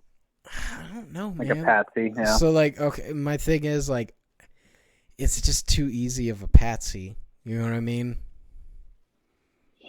I don't know. Well, isn't that why? Well, I'm sure he didn't get told he was going to be the one to get caught or anything. But I mean, isn't that why Jack Ruby shot him right there? Like, it's just like, so now we got no witnesses, no one to talk. He probably wasn't like prepared. Like, yeah, dude, you're going to go down for this. Probably was not thinking that when he did it. So, like, here's my thing. Like, I don't disagree with you. Could he have just been the scapegoat? Could have been this? Could have been that? Yeah, we'll never fully know. But I do think there was a second shooter. Like, if you want to argue that there was a second shooter, I agree there was a second shooter. Which theory do you think? The grassy knoll? The one? 100%. What do you think? 100%. I think it was the grassy knoll. Really? The person? Because yes. But going back to your telephone theory, do you think it could just be that everyone thinking they saw a person there, like a figure like that? Because that's just a story. So 100%. The thing, 100%, it could be. I don't disagree with you. My problem when it comes to that, me being like, the only reason I think it's this, like the grassy knoll, is it makes the most sense for me to think of it. Be like, that would be a good place to have someone. Whereas, like, how quickly Lee Harvey Oswald let off those shots, I have a hard time believing he could do that and do that accurately that quickly. Like, could it be done? Yes, but it's just, I don't know. They've tested it. They've tested that style of rifle with, like, one of the world's fastest shooters. Could not do it. It could not recreate it. But then also, I saw another angle of a film where there's a mysterious man out that day in Dallas. He has an umbrella. He's the only person with an umbrella. And right when the car passes, he just raises it up like this out of nowhere. And then also the other angle of the film, you see he gets hit from the front. So it does not from the angle. It's like he gets hit and then hit from the front and then like. But now there's 3 bullets, right? So or no? I think because the governor got shot too. No, so here's the thing with the governor. Their argument was that the governor actually didn't get shot. The bullet ricocheted and hit him. Oh, okay. I want to say that's the argument, and that's where we have the missing bullet, where there's a huge chunk of the bullet missing, and that's why I buy there was a second shooter. Now, as far as his, like, if I'm going to play counter argument to it with his head, like, because, like, he doesn't slump forward, he slumps back, if I recall correctly, and then he falls forward, and it's pouring out. If I recall correctly, like, it's one of those things that, like, depending on where it hit, like the off switch hit, nerves twitch, stuff like that, I can't fully explain it. But he had to get shot from the front because his head exploded on the back of the car. If you got hit from the back, your head would have exploded out like this direction, where it exploded out the back and then like fell over the back of the car, and then she gets up and tries to put his face together. My thought process was he got hit from the back, and then for some reason he slumps back. That's how the brains get on the back, and then somehow he slumps forward. The other thing is too, there's so much to this that it's like, that's one that's like, again, how many coincidences are enough? Because there's shots fired, government vehicle keeps going 5 miles an hour. That is why. Shot fired, everybody heads down, we're flooring it. You know, we're running over civilians, like we're getting out of here. Literally, yeah, we're getting out of here. So here's my thing though. Nowadays we do that, but another thing we don't do anymore is an open top for presidents anymore, because things like that had never happened before. So same thing, I think complacency. Like, why did they drive so slow? Could it have been a setup? Yes. But at the same time, like, it's never happened before. They realistically were more like, oh, a car backfired because they drove that far, then a couple more shots get let out, and then they floor it and take off underneath. Also, I don't know another about thing. Good. Say it now. Say it. Well, I was just going to say, is that rifle that Lee Harvey Oswald supposedly used even powerful enough to make someone's head, like, explode like that?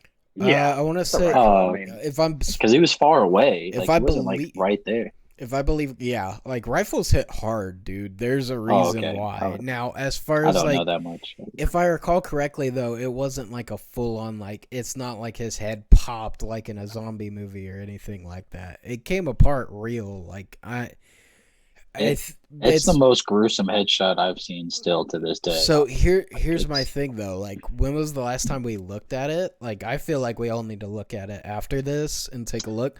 But like, so here's the side argument. Do you remember the Evander Holyfield and Mike Tyson fight? Your bite? Yes. So a lot of people remember it, and I distinctly remember like blood was pouring down the side of his head and everything like that, and he bit off a huge chunk.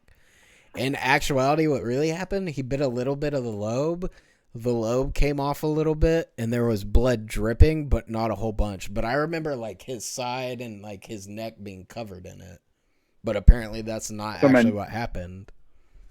Mandela effect. Yeah, well, I watched it like 3 weeks ago, not the Evander Holyfield, but I watched someone else break down the JFK thing. And like he used a little whiteboard and he drew everyone out. But no, for sure, Mandela effect. Like I've even heard songs that sound so familiar that I thought I heard them before. I remember there was this in Pretty Sweet, Mike Most part. I swore up and down I heard this song before. I swore up and down.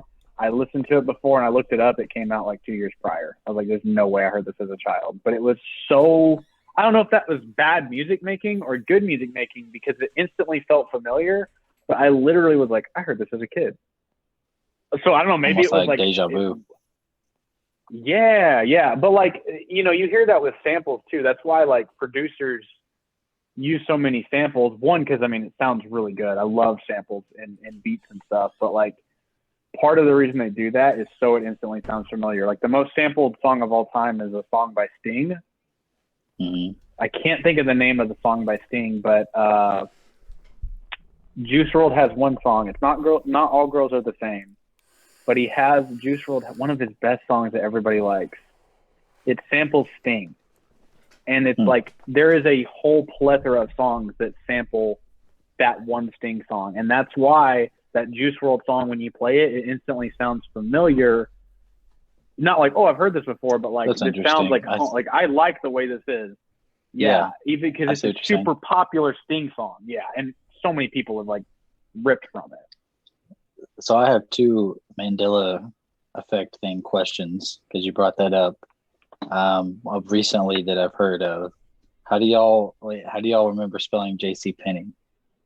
Or what is JC Penney? Like JC PE what? PENNY.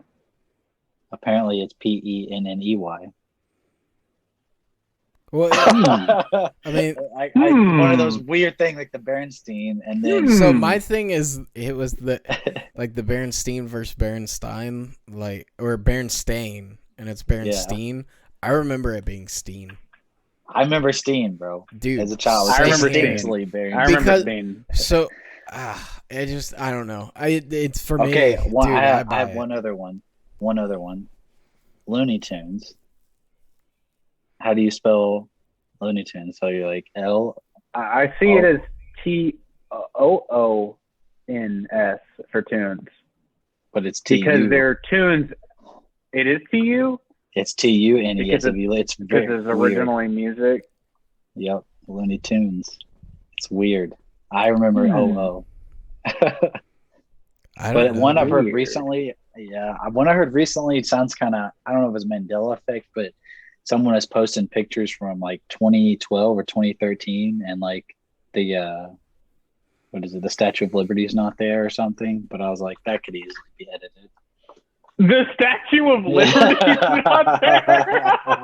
Okay, all right, you've gone too far, dude. The thing about the Statue of Liberty that gets me is that it's made of copper. Is it really? Yeah, that's why it has that green look to it. It was copper. I didn't know that. I'm pretty sure it was copper or bronze or something like that. And when it gets weathered, it turns green. I'm pretty sure it's copper. Yeah, dude. This is a weird... Okay, this one felt like a Mandela effect. It turned out to be true. Okay, and this is super crazy. So this originated on 4chan's VP board. That's the Pokemon board.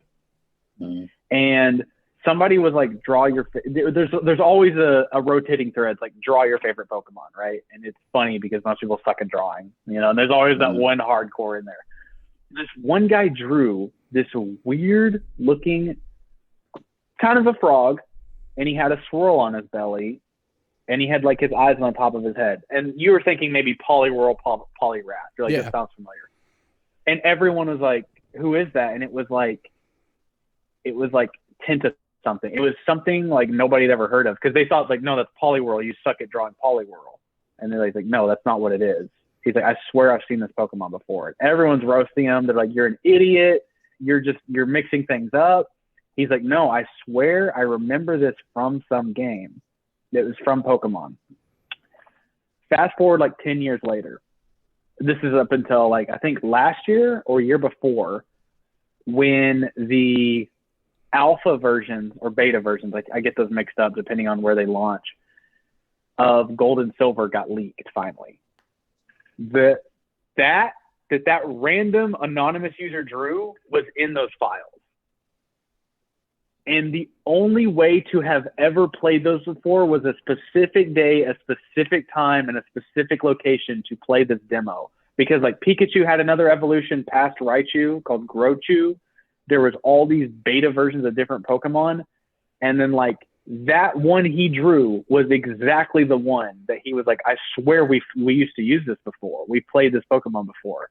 That was like one of the weirdest kind of Mandela time-lapse timelines merging thing is like, so it was like one in, it was a Gold and Silver demo with all these other beta versions. And it was like, it's like 1 in a billion to be like in the place to play that. Like, how does that happen? He remembers playing it though, but he like wasn't at this event. Well, so it kind of sounds like if y'all have ever heard about like the theories about the children that remember stuff from like past lives, like they know about information they've never been exposed to. So I don't see, and so I don't get that, dude, because I feel like kids can make stuff up, man. Well, they can make stuff up, but if they have like very, very specific memories of like being a veteran or being in a war, or like very, very specific memories of like I had this wife and these kids and I lived in this location, like they're saying words that like you haven't said in front of them and you know they haven't heard. And you're like at like 4 or 5 and you're like, what is this? So that one, that like, if we're going down that argument, my argument would almost be the collective knowledge thing. So like this, what is that? So there is a theory that all humans actually operate within the same brain. We can all just only access different portions of it, and we can't access all of it. And the ones who succeed are people who can access more of that brain of human knowledge that we already have. So the theory behind that, and one of the things that kind of supports it, is the same scenario of those people who can go through huge brain injuries and wake up and speak a completely different language. And they've never studied that language, but they speak it fluently. So the weird thing is I could understand that because I don't know about reincarnation, but there is something that connects all of us. I feel like there is something that connects all of us. And then like, I know we can call it algorithms, but like there is like a general, like somehow in general, we will all be thinking the same thing sometimes. Somehow in general, everybody will start moving towards a certain thing at certain times. So I could see that. Mm-hmm. Yeah. So it's like, it's an idea that there's a collective consciousness. I can't remember what the full theory is called, but it's essentially the idea that we all have access to that knowledge. We just don't fully know how to tap into it. And that if we could, that would be the thing that accelerates the human race to the next thing. Like a hive mind. I think to a degree, but hive mind is more we all think the exact same. We're all controlled by one brain. This is more of the idea of that we all have a knowledge base within our brain that is just automatically put there. We just don't know how to access it. And that's why and I can get on board with that. That's something I want to learn more about. And because I can get behind that because you all, like everyone, you have something you're called to do. And you either, maybe most people find it later in life. Some are lucky and they find it young. But there is this calling you have. You know what you need to do. Mm-hmm. It's just weird. And like now that we've started skating again, I feel an immense amount of joy all the time now again. And it's like, that was something I used to do. You know what I mean? But that's okay that I used to do it because at one point in time I felt called to do it. And then now I feel called to do it again. And it's like, so Alan Watts has a really good take on this. And he's like, have you ever seen a misshapen cloud? Have you ever seen a badly designed wave? No, they just do what they're supposed to do. You've never seen a wrong thing. And that's like part of trusting yourself is like, you know what you need to do. So like that collective consciousness, you could be plugged into your part of it and been like, it's, you can all call it purpose. Everyone has their purpose or their passion and it's different for everyone, but you just feel called to do it. There's some people that are like, I want to crunch numbers all day. That's fine. There's some people that are like, I'm going to be a comedian. You know what I mean? Like everyone knows what you're supposed to do. So I could get behind the collective consciousness. Mm-hmm. Yeah, that theory is one that still blows my mind. And I actually kind of agree with to a degree because it does. Like when it comes to like someone being able to hit their head and they speak a completely different language that they have no idea how to speak it, where does that information come from? Like it makes no sense that it just happens. Like it has to be stored somewhere that their head trauma caused them to access that by accident. Dude, and it's like that part of like it's like that letting go piece. Like when you do let go and like we'll have a better podcast when we're not thinking about the podcast. That's our better episodes.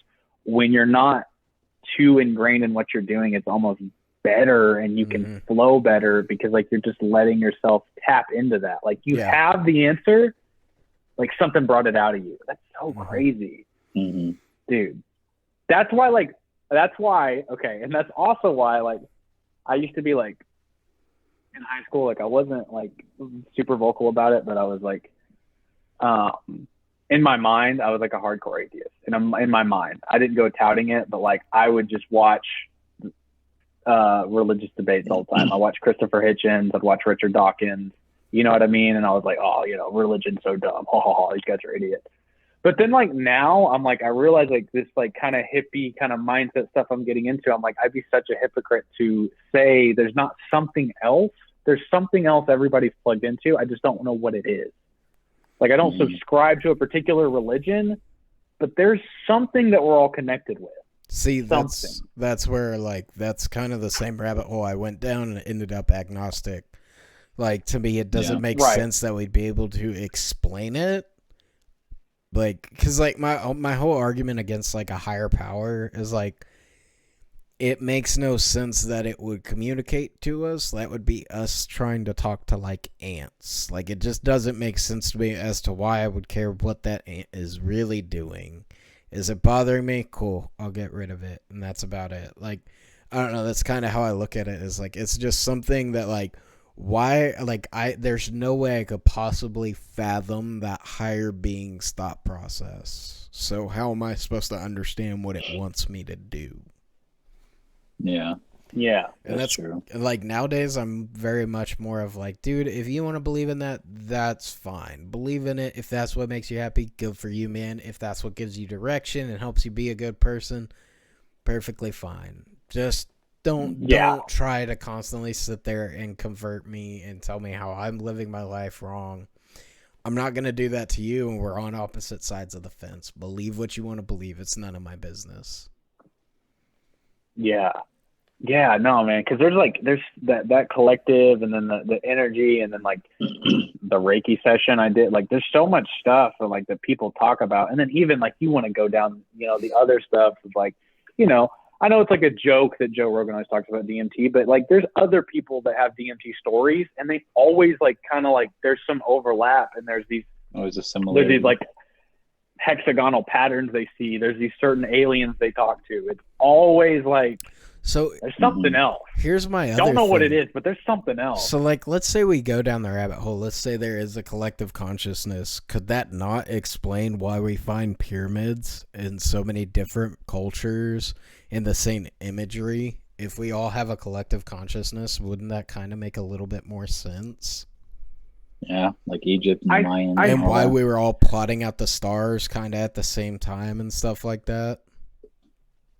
I think there's a little bit of that. I think there's also like, it is weird how like two different societies can come to the same conclusion or being doing the same thing. Like that energy of like this happens to musicians all the time. They write a song and they're like, wait a minute. And then like 2 weeks later, they're like, somebody literally already wrote that chord progression in that order, did it like it's like crap. So like, there's so much to that, or like, I don't know. I'll think of something to say for a video. Dude, like people were separated by giant masses of land or oceans, and they were still having these. Yeah, there's no YouTube to be like, dang, I already made that. Yeah, it's like it just happened. That's where some people buy into the aliens theory. But what if we don't buy into the aliens theory? What if it comes down to collective consciousness? Like, there's still that idea of like, why were we compelled to do that? Well, so what if like, I don't know, like aliens, like I've always thought like, dude, if there is a higher power or whatever put us here, they would just be an alien, right? It would just be some other species or being that's like maybe celestial, if you want to say that, like the stars and all that. But what if we're just like not at that level of evolution, like you were saying? It puts humans on that next path. Like what if the next path for any biological species is collective consciousness, like moving forward like that? We like could just tap into it. Like we're like just this collective energy. Like maybe we become like a star or a planet. I don't know. That's very outlandish, but so I don't know. I get along what you're saying. So like, here's my side thing. What if the reason why we've never seen aliens or anything like that? What if it comes down to the fact that they were so advanced and we're like, oh, they 100% had to communicate with aliens? What if it wasn't actually a physical communication? What if it was the ability to kind of subliminally message them through their thoughts without them realizing it?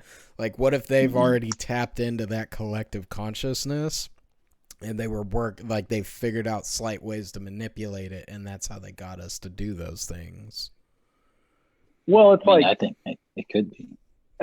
That's almost like controlling a sim in a way, but I think if they could tap into their collective consciousness, we don't communicate. There's no language, but we stare at each other, or we're in the same room. We both know what needs to get done, because that's the weird thing about energy. Like, you walk into a room, if you're like, something's off here. Yeah. You can feel the vibe without even looking at people. You just walk in, you're like, either it's sketch, it's upset, or you walk in and you're like, man, this is everybody's happy right now. This is a great place to be. I feel more energized now. There's something about the energy. And I think that almost comes back to us coming from Stardust. It's like we didn't come into the universe. We were already there in the universe. We actually came out of it, right? Like the branches on a tree. It's like a paint splatter, right? Like, you were already there, and it's like, this is why we're able to communicate the energy, because we were made of everything's atoms, right? Everything's atoms. But we were once stars, and then now we're this, and we're still trying to communicate energy. That's kind of I could get what you're saying. Some thought of that. So my side argument to that, but it could be still tied into that same theory. It's because we've been there and done that so many times that you realize you're picking up on body language you don't realize you're picking up on. But I could also see the argument of what you're saying is the reason why you're able to do that is because of previous memories of this collective consciousness. I would almost argue not even body language or memories. Sometimes, I mean, you can walk into a place where a tragedy has happened and you can feel the eeriness of it. You know what I mean? Even if there's no one there, just you're in a specific setting, and if something bad, you can feel the weirdness. I don't know if it's just a premise, you already feel it because you're gonna in that type of place. Or my thing is too, how often can you look for confirmation bias in that? Because my thing is you can go somewhere, not know that anything happened, feel fine, just kind of walk around, and then be good, and then afterwards, you look back and you're like, man, that was kind of weird. You look into it and you find your confirmation bias, right? So your aunt's apartment or whatever, right? I remember going in there and just feeling kind of weird, being there. I got an off vibe. It was an old building, bro. Yeah, but that can easily be explained by it was old. Obviously, stuff's happened there. You felt uncomfortable just because of where you were. You kind of felt weird. I can give myself reasons as to why it makes sense I was that way. It's almost, I feel like human intuition would come from the collective consciousness. When, right. Just a small example, my mom was, when she took a business trip, and she told me, she's always listen to your intuition. She was I was sitting on a bus, and she was I was just, looking at everyone's luggage, and I was I have a feeling, something's about to happen. And then out of nowhere, they hit a bump and the luggage falls, hits a lady, and she goes out of her seat. And she was oh, she's I don't know why I had that feeling, just did. Almost when you walk, if you're going somewhere and you're just I think we should get out of here. There's just nothing good. Even if it's just nothing's around, you're I need to leave. That sketch vibe. So, and what if it's because and there's some people that don't have that. They cannot read a room. They cannot feel that at all. You're we need to leave. Why? Just trust me. We probably need to head out of here. Okay. You know what I mean? It's what if that's just because you're plugged into something they're not? Y'all both felt weird in that apartment. What if happened? Y'all took a third person and was why? It's fine. So here's dude. So here's my argument to that is when we all went to that one party in high school. I don't know if Devin was there. Oh, you were. It was you, Macy, and was it the one where he was deep? Okay. Yeah. No, your friend wasn't there. That was me and Chase stayed behind. It was that was the one where it was deep. Was it? Yeah. Dude, I don't remember that one. That was that one. So where they were doing coke in the so they were doing coke in the bathroom. We knew tasers. To leave. Y'all felt like we got to get out of here. We got to get out of here. Y'all left. Me and him stayed. Me and him were fine. The dude's parents showed up and told it, kicked everyone out. Like nothing crazy happened. So that's my thing of like it could be that if they didn't show up, could have something happened where y'all plugged into something we weren't, or were y'all too plugged in and overanalyzing the situation?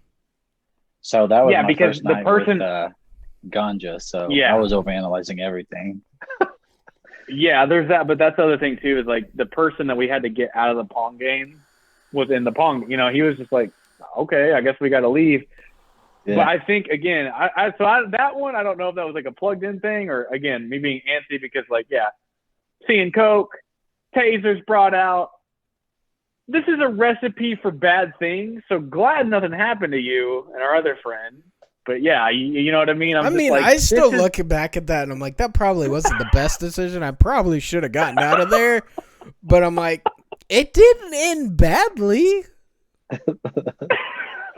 Dude, most things don't, if you get out at the right time. Dude, bro, you just never know when stuff's going to pop off. So I'll tell you this too. So I guess speaking of not reading the room, I went to a tavern, I think last week, got invited out. I was like, sure, whatever. We're having a good time. But then I kind of start seeing some people gathering over to my right. And, none of this energy is coming towards me. The people I'm with are like, they're singing along with the music. The bartender's talking to me, da-da-da-da. All of a sudden, but I'm like, there's a group of people like collecting. But I don't feel weird yet. All of a sudden, this whole like mob of people runs outdoors. And then everybody starts screaming. And I'm like, okay, now I know something's going down. The bouncer, who's an old man, I'm like, I don't know why y'all put him on bouncer duty, comes in with a bloody face. And the bartender turns the whole lights on. He's like, he's just screaming. He's like, everybody get the F out.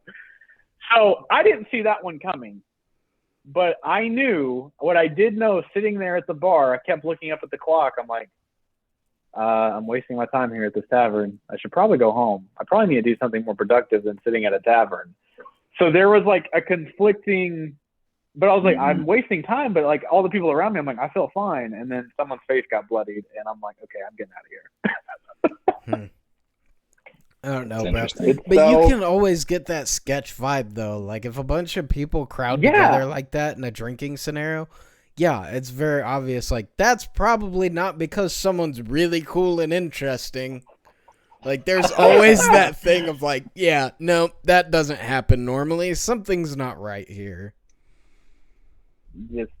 Lesson is just like, don't stay till closing. That's, you know what I mean? Like, there's a reason why they have a closing time.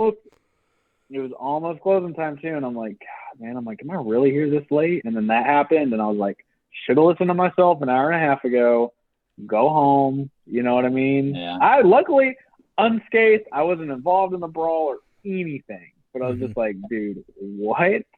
Have you ever have you ever made a decision that has nothing to do with like intuition or premonition or whatever you want to call it, but it ends up saving you later?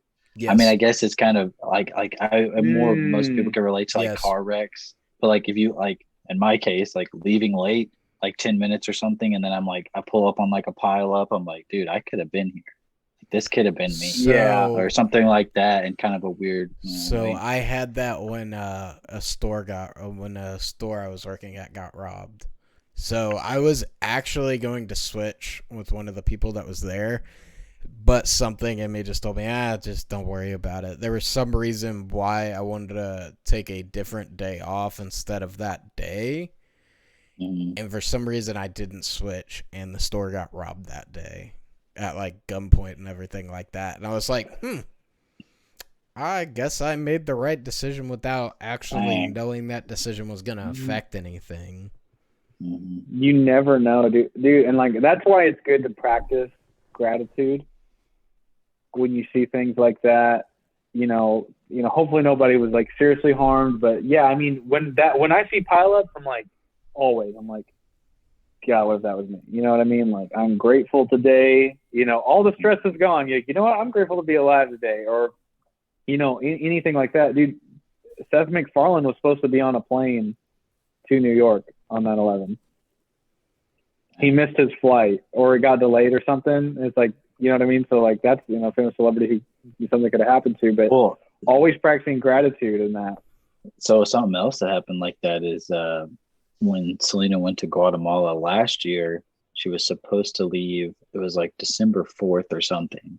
And the COVID test we had got, because she had to have results like to get on the plane, it was like not the proper type of test. They needed the nose one, not the oral one. So like, they're like, you have to come back, go get a different one.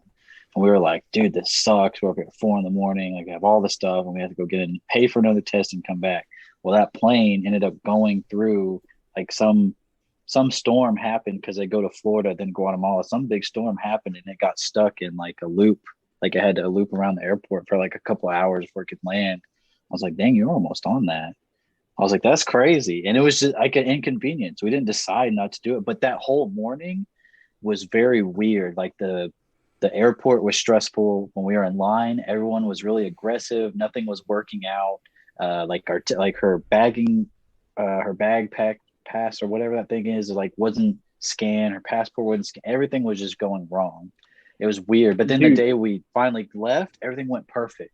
Like, felt no weird vibes. Like, that was strange. It's greater powers at work.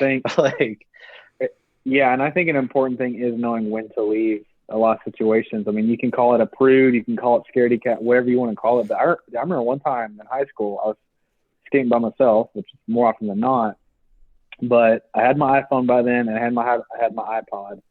And I remember I was skating in this empty church parking lot, and like 5 dudes rolled up on me. And they were like, do a trick or whatever. And I just, again, I've skated for people before. That would happen a lot at the park. The joke since the beginning, do a kickflip. That would happen, or they'd be like, people would come up and chat with me. These 5 guys, I just did not get the right vibe from them. And then they were like, hey, let me borrow your phone. I got to call my friend. And I was like, no, you're not borrowing my phone. And at this point, I take my headphones out and I make sure they're not in so I can hear everything. And I'm just doing a few more tricks. And then they're all like, they're like whispering to each other and like looking me up and down. Because I'm wearing skinny jeans. You can see my iPhone. You can see my iPod. And then obviously I have like nice shoes on because they're skate shoes. And I'm just like sitting there and then just like, well, come on, man. Like, let me use your phone. Dude, out of nowhere, I just like looked over to like my clearing to get home. And I just blasted off like as fast as I could. Didn't say a word. I just hauled all the way home. And I'm like, I don't know, man. I don't want to find out what would happen if I would have stayed. You know what I mean? Like, would they have jacked my board? Would they robbed me? Like, I just know when to leave. Yeah. Yeah, dude, for real. I mean, people, I think about that a lot. Like, what if I stayed that day? Yeah, you'd probably be without an iPhone telling a different story. Dude, I'd probably be robbed, scared to go out alone. You know what I mean? Like, how many things? That's how I busted my face, dude. I didn't call it when I was supposed to call it. Landed the wrong way, shot up right in my face. I learned my lesson. And every time I'm super tired, I just always think about me hitting myself in the face. I'm like, just remember when to call it a day. Dude, so speaking of, you were saying those 5 people rolled up on you. I saw this video on Reddit. There's this older lady, like probably in her 60s, maybe 70s, getting gas at nighttime. A van rolls up, like classic kidnapper. Side door opens, 2 guys jump out, passenger door. So it's like she has 3 guys around her. She thinks so quick. She pulls her gas out of her car and just starts spraying them with gas. I was like, dude, what a boss. See, like, dude, I would not have even thought of that. I was thinking shit, like when I watched that video, I was like, dude, she's thinking of going in-game. Like a lighter's about to pull out, and she's like, dude, try me. We all go down in this one. Like, no, I saw that, dude. That, dude, thinking about the robber's side, bro, that sucks, dude. Because, they got gas in their eyes. They got it in their nose. They can't breathe. Eyes are swelling shut. Like, when I saw that, I was like, oof. I feel bad for those guys. That was quick thinking on that woman's part, but that, dude, really. Ooh. It made me think, like, I always go inside and prepay. I'm like, maybe I should just leave it on there so I can, like, just keep spraying. Because, like, mine would have ran out. Because I was pay at the pump. So here's a weird thing. Because of the fishers or whatever, the things that steal your car. I've had it happen to me. I get so sketched out at any gas station I go to. Like, the only times I don't get really sketched out is whenever I go into, like, QT and there's, like, EMS in the parking lot or a cop sitting in the parking lot late at night, like, clearly late, like, in his shift, and he's like, I gotta get some coffee. I'll just hang out at QT till the next call comes through. Those are the only times that I don't feel super sketched out. But any other time I'm in the gas station, dude, my head is on a swivel. I am looking around me, always seeing what's going on. So I'm like, dude, I am not getting robbed at a gas station of all places. Like, this is not happening to me. Yeah, dude, some QTs are good with looking me. for drama. QTs have a safe feeling, but dude, there was one night. So a friend of ours and I used to walk to QT before we had cars, obviously. And one night we were bored and we're like, we got nothing else to do. Tired of playing Skate, Skate 3. Let's go walk to QT. It's like a 40-minute trip. It'll kill some time. I remember, I think about, this is one of those nights I think about a lot too. Like, this guy was like, you just know, again, it's that energy's off. This guy was in there and he had it was worn like a necklace, but a very, very thick lock bike style chain, like thick, like the links were like almost this big a piece. And there was a padlock on it. And he was just drawing too much attention to himself. He was like really peacocking. He's like, hey, how you doing, man? Like, he's at the back of the line. He's like, how you doing tonight, man? She's like, I'm fine. I'm trying to help you. And he's like, okay, that's great. Like, I don't know. He's just drawing too much attention to himself. As soon as we walked in, and I'm like, I already don't feel like something's off right here. Something's off right here. So we pay for our food. We walk out before them. Thank God. We walk out before them. But I remember turning around because I heard two guys arguing. It was that guy picking a fight with a stranger. Just picking a fight with a stranger. And he had that chain on. Pulls it off. Starts spinning it around and hopping back and forth like in an RPG battle-ready stance. And the guy that he picked the fight with looks at him, looks at his friend, and just throws his hands, and he's like, whatever, and walks off. And I'm like, this guy was looking to use that bike chain today. He was looking for problems. What scuffle could you have gotten into at a QT? That's like a Chick-fil-A of gas stations. It's the Chick-fil-A of gas stations. Everybody's happy. Dude, it's just always weird to me, like, just how some people can just pick fights with other people. Like, dude, I've never had that happen. Any random time I go out, I've never had a confrontation. Like, I'm always pretty chill with everyone. Everyone's always pretty chill with me of like, oh, are you in line? Nah, I'm good. Go ahead. I'll get in behind you. It's not a huge deal. Like, I'm that kind of guy. Like, I really don't care. Like, I've got time. If you want to go. It's not a huge deal.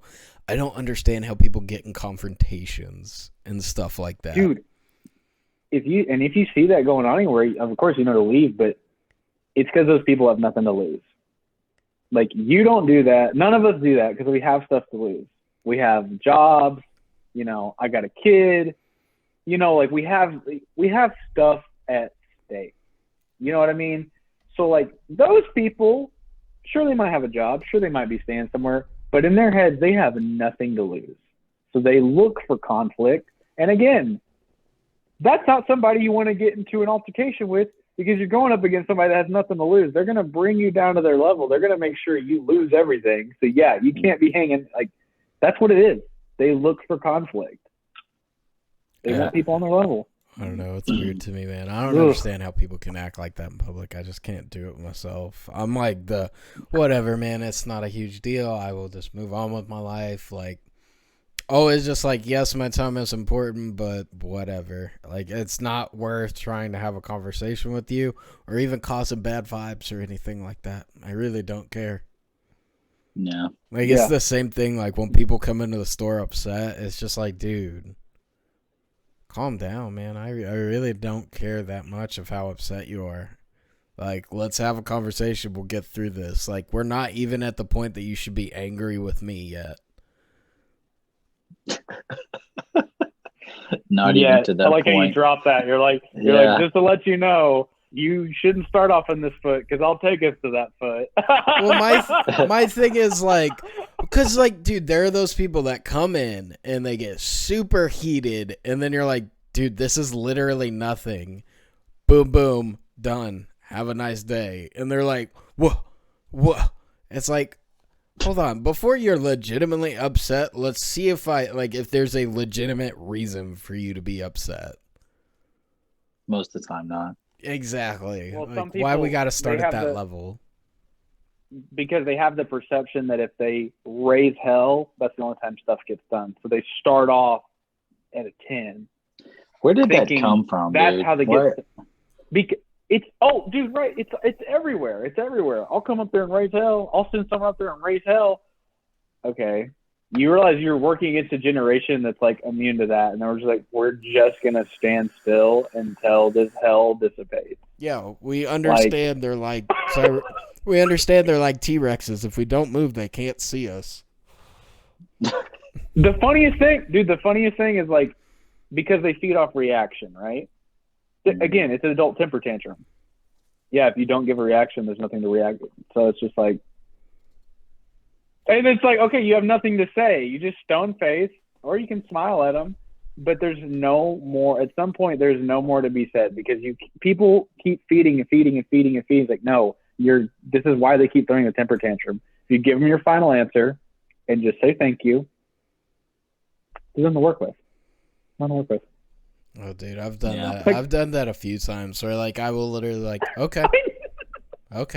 Like, dude, I remember I had one person come in and be like, well, this doesn't happen at other companies. I was like, well, I can't control what you want to do, but if you think that's the best decision, go for it. Like, I don't care. I'm not here to have a conversation with you. You being upset at me isn't going to get it fixed. Like, dude, I love when people would ask me, like, what do you think I should do? I'm like, you're an adult. You can do whatever you want. Or like, can I do this? I'm like, sure. You can try. I don't think. Yeah.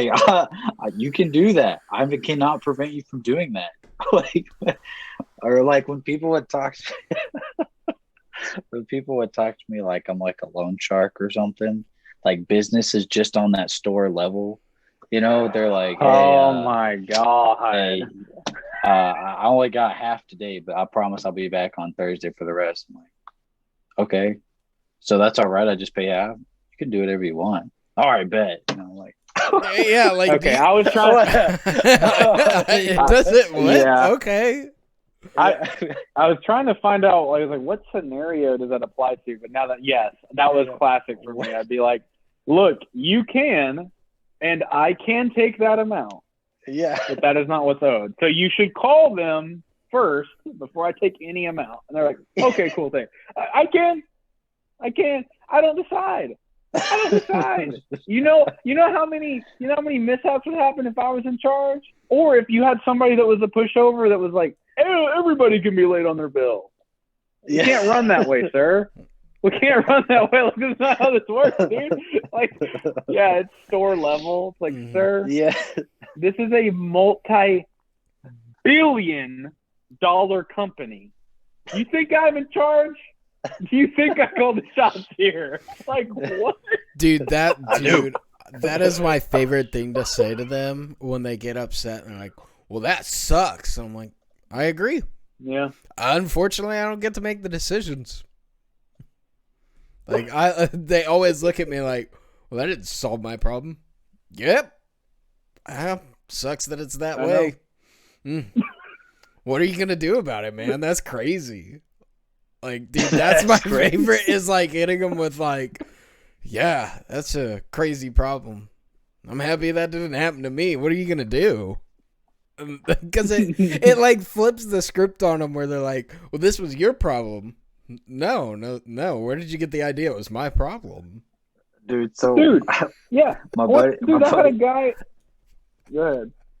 My buddy always used to say that he's like when someone would come in and be like, you want to do auto draft, whatever, and they were like, well, I can't do that. I never got money in the bank. And just like, well, I'm sorry you live that way. I'm sorry you decided to live that way. Dude, when we were working at the restaurant, bro, when we were working at the restaurant, I had somebody try to flip it on me that was my fault that he could make it at home cheaper. I'm like, what? It was one of those moments where I'm like, I know I made that face of like, are you serious? Are we seriously having this discussion right now? That's the whole point of a restaurant. You're paying someone else to make it. You're paying for the atmosphere. You're paying for a night out with your friends or whoever. That was his beef. That was his beef of like the price of the jalapenos, the price of the stuffing, how he could make it cheaper. Oh, what are we even discussing? That sounds like drunk middle-aged man argument. Like, what is that even about? Dude. My favorite thing is like you dissolve that whole thing by like, well, then why don't you do that? Yeah, I was like, you just said, why are you? Yeah, I did tell him, I'm like, sir, everything could be made cheaper at home. So then he wanted a replacement of the exact same appetizer. And I'm like, no. Because now I know the motive. You just want more. I'm like, no, I'm not going to give you that for free. I'm not going to give you a second one. So I diverted to something else. And I was like, how about I give you one beer on the house? Because that's like $1. You know what I mean? I'm like, how about I give you a beer on the house? Because like we settled on that. There was a little back and forth of like, he was debating the amount in it. He was just like, I'm like, I can't do that. Yes, you can make everything cheaper at home. So I just kind of switched his attention. I said, tell you what, but I can get you a beer on the house. And he said, all right, fine. But like him, middle-aged Karen was chiming in. Some other dude was chiming in. And I just walked away like, what are you talking about? And I walked away. After this, I'm heading back to the kitchen. Then this like 6'5" jacked guy is following me. I'm like, oh, great. I don't know what I said, but I said something terribly wrong. And he's like, are you in charge here? And I'm like, oh, crap. This guy's not going to beat me up. I know that. But there's just that tension. I'm like, oh, crap. If he wanted to, he could. What did I say? Oh, yeah. He could make it, yeah. And nobody would step in to help because they're not helping either. So I'm like, oh, crap. I'm like, yes, I'm in charge. And he's like, son, I just want to let you know, I actually think you handled that pretty well. And don't let them get you down, man. And like shook my hand and sent me off back to the kitchen. And I was like, oh my God. So I've had situations like that where I had customers get extremely angry. And I'm just like, yeah, whatever, dude. All right, have a nice day. And I'll just go and help the next person. And the next person will just make fun of them. And they're just like, dude, that person's an idiot. It has nothing to do with you. That is just that kind of person. Like, I love those people because, like, thank you. I needed that outside perspective. I know you're doing it just to be nice, but I'm glad I know there's a grain of truth in there. Dude, I mean, that's the equivalent of going to an oil change place and being like, I could do this free at home. Like, you could. I know. Or going to like Walmart and be like, I could grow these peppers in my backyard and I wouldn't have to pay for them. Okay. That's great, sir. Yeah, you pay for the convenience. There's people behind you. Could you quickly move it on, sir? There's a line of 5. Oh, but I have more to say. Dude. Yeah, I'm sure you do, sir. That's my thing too, is those people that like are just clearly so lonely for conversation that they'll come in for a conversation. It's like, sorry, man, I'm here to make money. I'm not here to talk to you. Like, have a nice day. Like, I'm sure you're a cool person, but no thank you. You think there'd be a place for people to just go and hang out and talk? There's these things called community centers. If you're community centers, parks. There's also Reddit. There is social media. There's a lot of places you can go. Yep. To talk to somebody. Why do you come to me? I don't know. That's the great question. I don't know. Yeah. All right. So, do y'all want to finish off with Quentin's weird question that we're gonna destroy? What was the weird question? The trillion lions. Oh, that was kind of my... Yeah, so there's this debate. It's kind of old, I'm not going to lie. It was amongst the Pokesphere, and it spiraled out to other spheres of YouTube. But 1 trillion lions versus one of every Pokemon ever. And that's the thing. I'm going to say that's easily slides to the Pokemon. Yep. Like, I don't really see the argument against, really. I don't feel like it's much of a debate. I mean, okay, so obviously the Pokemon are more powerful and they're going to win. And there's like 1,000 Pokemon now?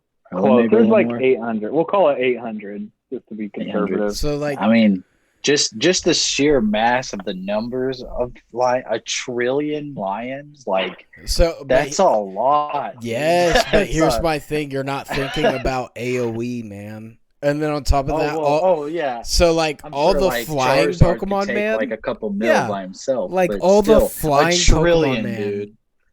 Dude, no, dude, the moves that are so powerful, like you literally have Earthquake.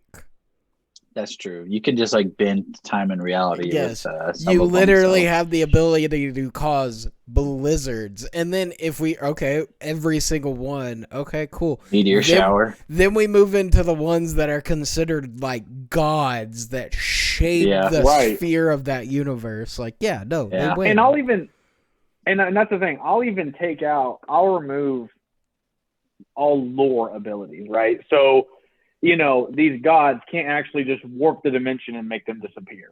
They are limited to in-game moves. Even with that, though. Yeah. They're still powerful. And then, even if you take out lore moves, like that. So, okay. 1 trillion is a lot. It's a lot, but. Okay. Still couldn't win. Let's go lore moves. Okay. Like, we even get rid of that. How do the lions beat ghost types?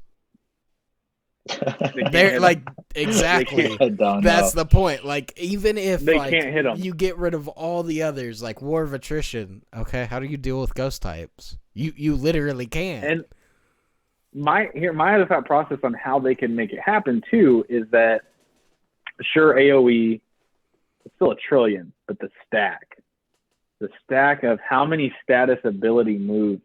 There's 800 Pokemon, right? You get 5 or 10 of those to stack a status ability or a group ability, you're swinging for so much damage off of like 1 Surf or 1 Blizzard or whatever. It's like you're gonna deal some damage, man. That's what I'm saying. True. I'm like, how is this a debate? Yeah, this isn't like because everyone says 1 trillion's a lot. I know. It's really the only thing I can think of.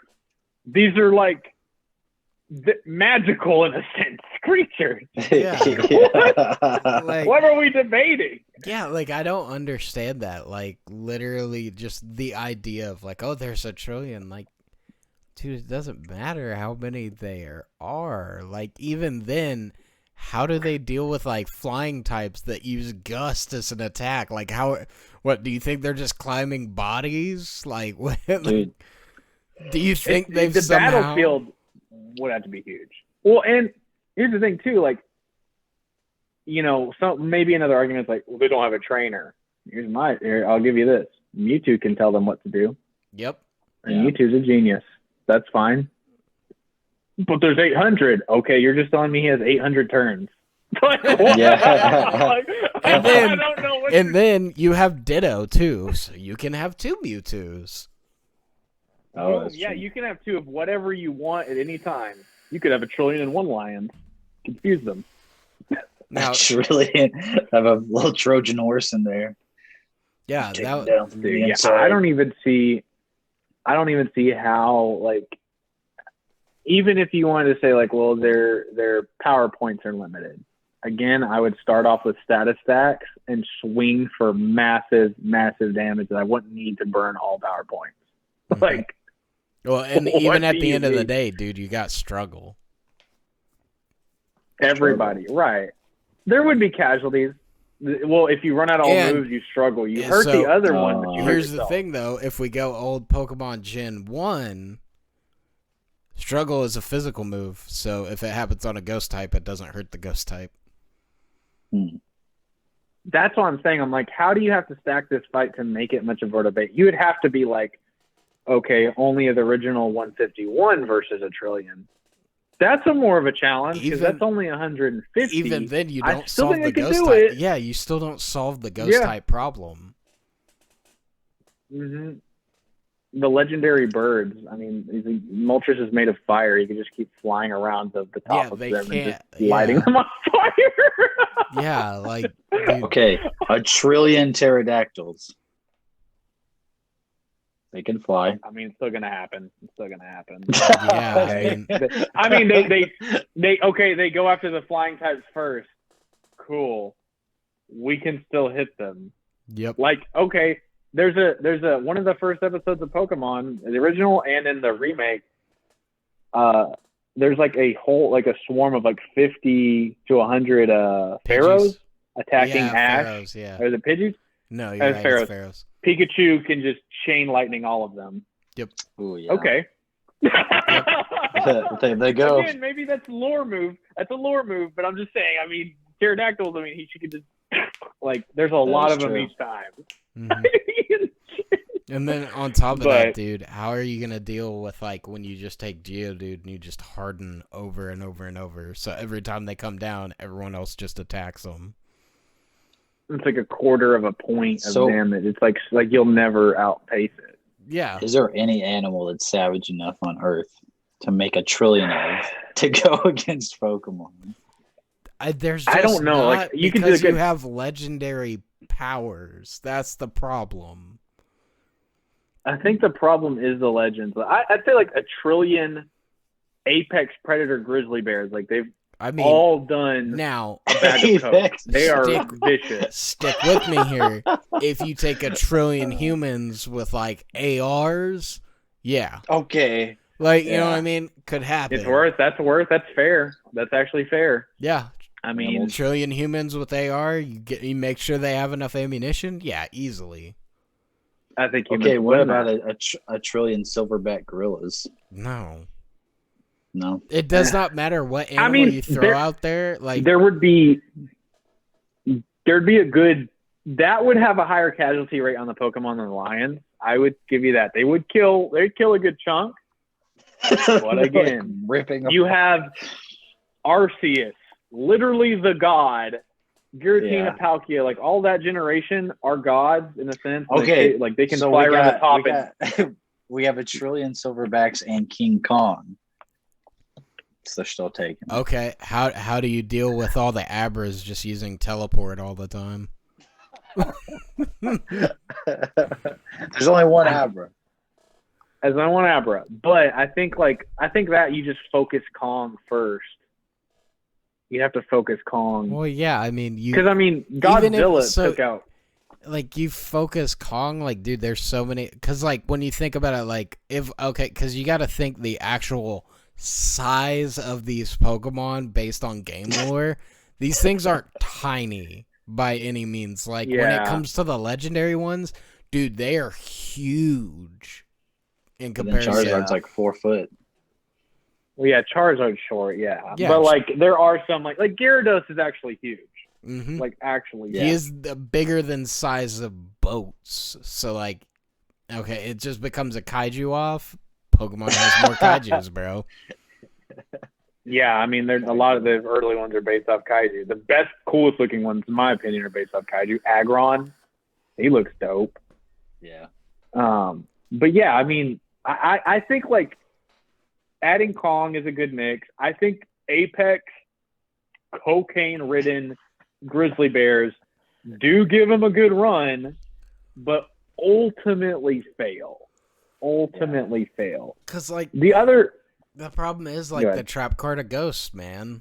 Like, it does not matter what you throw up there. There's just nothing to fight the Ghost type. So, like, you would have to get rid of Ghost types. Oh, okay. I was about to say, even let's just say theoretically they could get hit. I still think they win without any loopholes like that. I still think they win because there's just so much power. Like you said, earthquake, blizzard, tremor, fissure, all this stuff. Yeah, dude. And then can they mega evolve? I would say yeah. Okay, now you just added an extra 100 stat points to half of the roster if they feel like it. Mm-hmm. So now they're even more OP. I just don't think it's close. It's not. And then you have like, okay, we didn't even bring up their abilities and how abilities can stack. Yep. So, I mean, I don't think it's possible. And then, I don't think it's possible. I don't think that you have poison types that literally cast a cloud of poison. So it's like, okay, they're poisoned. All you have to do is poison them long enough, and then you just have Doug Trio use dig and just never come back up till the poison's gone, and they win just by outlasting. Yeah, I don't think the cocaine's going to give them that much of an edge. It'll give them a good jump start. Like a lot of them will die. I'll tell you that. They will take out a good portion of their soldiers. But I just, dude. Oh man, I can't find a way where they lose. Yeah, Bidoof is like first. You know what I mean? Like that's what I'm saying. Like when I think about a Pokemon, I'm like, even the ones that you're like, oh, that's stupid. Again, it has access to magical powers. Yeah, like, and heal itself. In comparison, it's stupid.